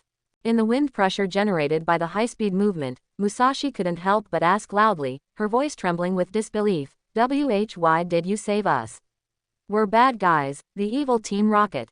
Naoki heard this, turned his head, and revealed a smile that, illuminated by the pale lightning, appeared exceptionally brilliant and incredibly sincere. He answered loudly, "I don't care if you're good or bad. But I'm serious, I really like you guys. Especially that spirit of yours, how you never give up no matter what, always bringing surprises, isn't it fun?" These straightforward and pure words, devoid of any mockery or pity, were like a warm ray of sunshine, suddenly piercing through the icy rain and the fear of death, instantly striking the softest and most unguarded part of the Rocket Gang trio's hearts. They were stunned, for a moment, unsure how to react, only feeling their eyes welling up and their noses stinging, a complex emotion they had never felt before surging in their chests. Never had anyone told them they were liked, especially after saving their lives. This pure, selfless recognition was more impactful than any criticism or lecture. Naoki said no more, his gaze sharp as a blade, fixed on the silhouette of the island ahead, dimly visible amidst the storm and lightning, like a demonic realm. Chakra surged within him, subtly contending with the mighty force of nature. "New island, I'm here. Mewtwo, wait for me." His figure, carrying 3 burdens, yet with the indomitable stance of a ninja, bravely tore through the heavy rain curtain and the violent wind wall. He charged directly towards that unknown battlefield where fate intertwined. Bang! A faint sound of rushing air echoed along the storm-battered shores of New Island, as Senju Tsunaki's figure leapt abruptly, like a phantom, from the churning waves, landing steadily on the slick rocks. He casually set down Musashi and Kojiro, whom he had been carrying. Meowth, still shaken, jumped off his back and collapsed onto the ground, its limbs weak. Were saved, Meow. Meowth looked back at the raging sea, which resembled the gaping maw of an abyss, feeling as though it had just returned from the gates of hell. Musashi and Kojiro sat slumped on the ground, gasping for breath, their eyes filled with the relief of surviving a disaster and an unspeakable shock when they looked at Tsunaki. This guy could not only run across the surface of the sea, but his speed was also ridiculously fast, he was practically inhuman. Tsunaki shook the water droplets from his hair and cast his gaze toward the cold, castle-like structure standing atop the cliff before them. The massive metal doors were tightly shut, seemingly separating 2 worlds. The wind and rain hammered against the building's exterior walls, adding to its sense of solemnity and mystery. "It seems Satoshi and the others were a step ahead of us and have already gone inside," Tsunaki said after sensing the area ahead. The door is closed." Musashi scrambled up and angrily stomped her foot, giving the massive, immovable metal door a hard shove. "How are we supposed to get in now?" A mischievous smile curled Tsunaki's lips. He raised a hand and pointed toward an inconspicuous grated opening on the side of the castle, half hidden by weeds. "The entrance is closed, but isn't it the same if we use the exit?" The exit he referred to was an outlet leading into the internal drainage system. Just as he finished speaking, Tsunaki's brow twitched almost imperceptibly. A powerful yet subtle psychic force brushed past his perception field like a breeze. Although it vanished instantly, he clearly captured it. It was Mew. It was nearby. Perhaps they had been under its observation since the beginning, Tsunaki realized.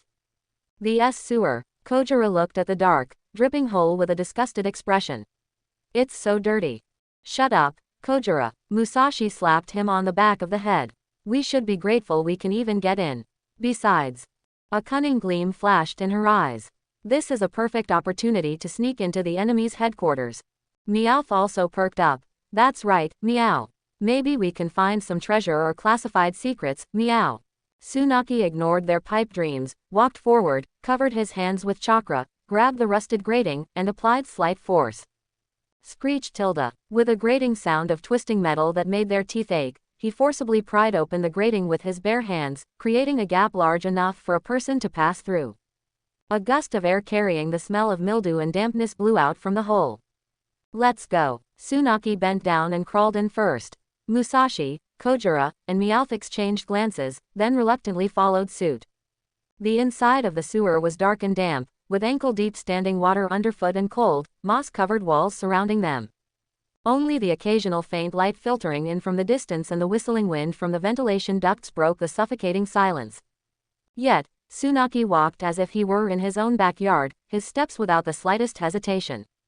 Relying on the memory of the base structure map once provided by though Mewtwo had certainly modified it later, the general framework was hard to change, and a ninja's innate pathfinding intuition, he quickly navigated the complex network of pipes. Soon, they arrived before an alloy blast door that required authorization to open. We're done for, this door needs a password, Kojiro said dejectedly, looking at the keypad next to the door. Tsunaki, however, walked up and swiftly and accurately pressed a sequence of characters on the keypad. Beep tilde, a green light illuminated, and the blast door silently slid open. The three members of Team Rocket simultaneously widened their eyes. Subsequently, the same situation occurred repeatedly. Whether it was a security checkpoint requiring a keycard or an isolation door needing a complex password, Tsunaki always, just happened, to know the method of entry, as if he were the master of this place. Musashi finally couldn't hold back. She leaned close to Tsunaki, lowering her voice, her face full of disbelief. Hey, excuse me, why are you so familiar with this place? You even know the passwords. This is way too suspicious. Tsunaki stopped, glanced back at them, and offered a smile that seemed innocent yet held a deeper meaning. Oh, this. I was just trying out some general passwords I used to know. I didn't expect them to actually work.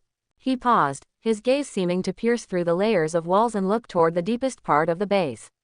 It's probably because the master of this place was too lazy to change them. His tone was calm, yet it sent an inexplicable chill down the spines of the three Team Rocket members. The master. Did he mean that mysterious strongest trainer, or some other entity? Led by Tsunaki, they passed through the final airtight door and entered a laboratory filled with a sense of futuristic technology. The sight inside stunned everyone. The lab was spacious and bright, and various precision instruments they had never seen before ran quietly, emitting a low hum. Most striking were several massive cylindrical glass cultivation tanks in the center of the lab, filled with glowing green nutrient fluid. Some tanks were empty, while others were connected to complex pipelines and data interfaces, with screens displaying cascades of gene sequences and vital sign data. What is this place for, Meow? Meowth looked around curiously. Tsunaki didn't answer immediately. His gaze swept over the equipment, which had clearly been repaired or even upgraded, and a look of understanding flashed in his eyes. Mewtwo had not only repaired the equipment left behind by Dr. Fuji but seemed to have optimized it as well. Its obsession with creation was deeper than he had imagined. His attention finally settled on an operating console, where there was a clear biological sample collection point connected to a display screen in a central control system. Musashi and Kojiro also crowded around, looking utterly confused by the complex buttons and screens. These machines look amazing, but what exactly do they do? Kojiro scratched his head. A mischievous glint flashed in Tsunaki's eyes. He suddenly reached out and grabbed Meowth, who was curiously examining the instruments. Curious, why don't you try it yourself and find out? Hey, what are you doing, Meow? Let go of me, Meow. Meowth struggled in terror. Before Musashi and Kojiro could react, Tsunaki held Meowth and forcefully pressed its tail onto the biological sample collection point. Beep. The collection point flashed red, quickly scanning and taking a few strands of hair from the tip of Meowth's tail. Meow. Help. Meow. I don't want to be made into an experiment, meow. Meowth was scared out of its wits, kicking its limbs frantically. Tsunaki laughed heartily before finally releasing it. Meowth immediately darted behind Kojira, shivering. Almost simultaneously, the central console screen lit up, rapidly analyzing the collected sample. DNA sample analysis in progress. Prototype confirmed. Meowth. Gene sequence comparison. No abnormalities detected. Initiating cloning procedure. Under the shocked gaze of the group, glowing green nutrient fluid began to pour into an empty cultivation tank nearby, and countless tiny points of light converged within the liquid. Like a nebula of life, cells divided, multiplied, and differentiated at a visible speed. In just a few moments, a Pokémon almost identical to Meowth floated silently in the cultivation tank. Its eyes were tightly closed, and its body was connected to tubes, as if it were sleeping. Meowth. Musashi and Kojira's jaws nearly dropped to the floor. They pointed at the tank, then at the real Meowth hiding behind Kojira, stammering incoherently. CL cloning. Meowth itself was terrified, staring at the itself in the tank. Tsunaki took this opportunity to quickly browse the experimental records and data displayed on the central console. It clearly documented Mewtwo's creation process, the world's most powerful Pokémon, created from the genes of a fossilized Mew eyelash, combined with cutting-edge technology and immense life energy. It also mentioned the previously failed clones, including just as I thought, life is the forbidden domain of technology in this world. Tsunaki muttered to himself, the puzzle in his mind becoming more complete. Just then, another change occurred. Several pipe openings suddenly appeared on the side wall of the laboratory, and streams of black shadows shot out like homing bees. They were all jet black Pokeballs, emitting an ominous sheen. They neatly dropped into the slots on a conveyor belt and were transported toward a certain direction. Immediately afterward, a familiar figure stumbled and scrambled in through another entrance. It was Satoshi. His face was etched with anxiety and fury, and he immediately spotted Tsunaki and the others in the lab. Tsunaki, thank goodness, you're okay. Satoshi shouted in surprise, but his gaze was instantly drawn to the black Pokeballs on the conveyor belt. More accurately, he saw the blurred outline of Pikachu, desperately struggling inside one of the captured balls. Pikachu. Satoshi's eyes were bloodshot. Ignoring everything else, he lunged toward the conveyor belt like an enraged calf, recklessly trying to retrieve the black Pokeball that imprisoned his partner. The little brat. The three members of Team Rocket also cried out in astonishment. The sudden turn of events temporarily snapped them out of the shock of seeing the cloned Meowth. The atmosphere in the laboratory instantly became incredibly tense due to Satoshi's arrival and his reckless actions. Tsunaki watched Satoshi's desperate figure, then looked at the continuous stream of black Pokeballs being transported, his eyes turning sharp. Mewtwo's game seems to be heading toward its climax. Naoki's unexpected intervention and Mew's sudden arrival finally set the stage for the ultimate showdown in this philosophical debate about the copy versus the original. And this time, a ninja from another world would change the course of the battle with a unique fighting style. Inside the arena of New Island Castle, the cold metal walls reflected an eerie sheen, and the neatly arranged machinery emitted a continuous buzzing sound.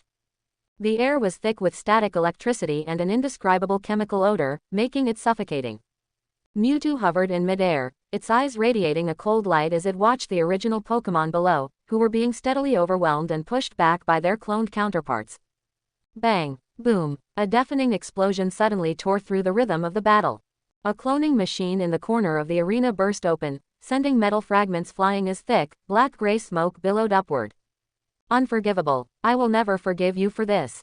Ash's voice rang out from the smoke, firm and filled with anger. The dust and smoke slowly cleared, revealing his figure standing tall.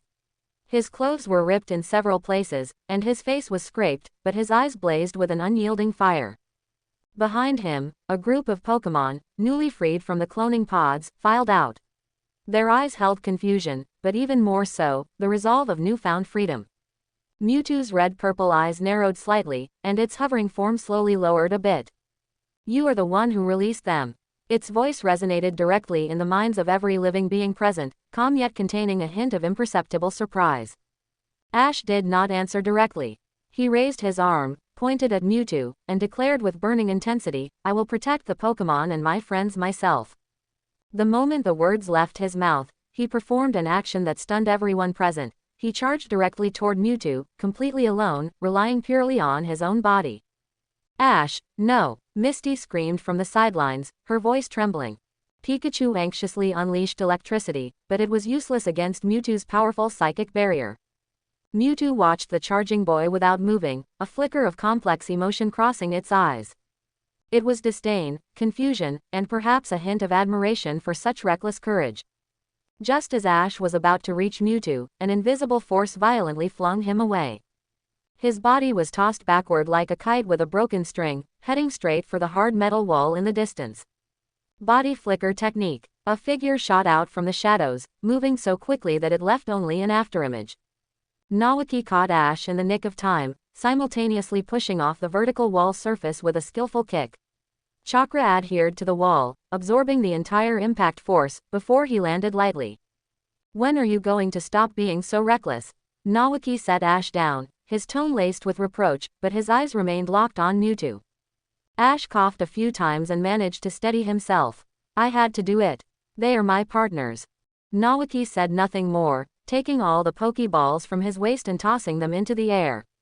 "Everyone, come on out. Go help the Pokémon who need it and stop those clones." Amidst flashes of light, Nawaki's Pokémon joined the fray, quickly dispersing throughout the arena. A hint of interest finally appeared in Mewtwo's gaze. "Do you finally dare to face me?" Nawaki took a deep breath, his chakra flowing slowly within him. "I apologize. Although I would love to face you one-on-one, I am not the main player today." Mewtwo tilted its head slightly, seemingly unable to comprehend the statement. But the next second, it suddenly raised a hand, and a shadow ball instantly formed, shrieking as it shot straight toward Nawaki. Just in the nick of time, a small pink figure appeared out of thin air, blocking Nawaki. It was Mew. A translucent protective barrier shimmered around its body. The shadow ball struck it, bursting into dazzling light, yet failed to breach the barrier in the slightest. A worthy opponent has finally arrived. For the first time, emotion flickered in Mewtwo's voice. A complex emotion mixed with anticipation and rage. Mew let out a string of light, bell-like laughter that resonated directly in everyone's minds, carrying pure joy. It circled Mewtwo once before finally stopping directly in front of it. Two powerful psychic forces began to clash in the air, forming even visible energy ripples. All the Pokémon present spontaneously ceased fighting, stunned by the overwhelming pressure. The ties between us must finally be severed. Mewtwo slowly ascended, psychic energy condensing into a sword of light in its hand. Mew maintained its innocent and playful demeanor, but the energy field surrounding its body was steadily escalating. "Everyone, get back," Nawaki shouted, pulling back Ash, who still wanted to rush forward. "This level of battle is far beyond your ability to interfere with." Misty and Brock also commanded their Pokémon to retreat. Every creature present instinctively backed away from the energy field generated by the two legendary beings. Mewtwo launched the first attack. The psychic sword of light in its hand slashed down fiercely, generating an energy wave that ripped through the air. Mew dodged skillfully, and an unfathomably deep fissure was split where it had been standing. But Mew was not merely dodging. As it somersaulted through the air, its eyes glowed blue, and the metal structure at the top of the arena suddenly twisted. Dozens of steel beams shot toward Mewtwo like spears. Mewtwo neither dodged nor flinched. A hemispherical barrier formed in front of it, intercepting all the incoming steel beams. The moment the metal touched the barrier, it was crushed, deformed, and finally reduced to dust. Is this the power of a legendary Pokémon? Brock looked up at the battle, which defied all reason, his voice dry. Thanks for watching my video. Please like and share it.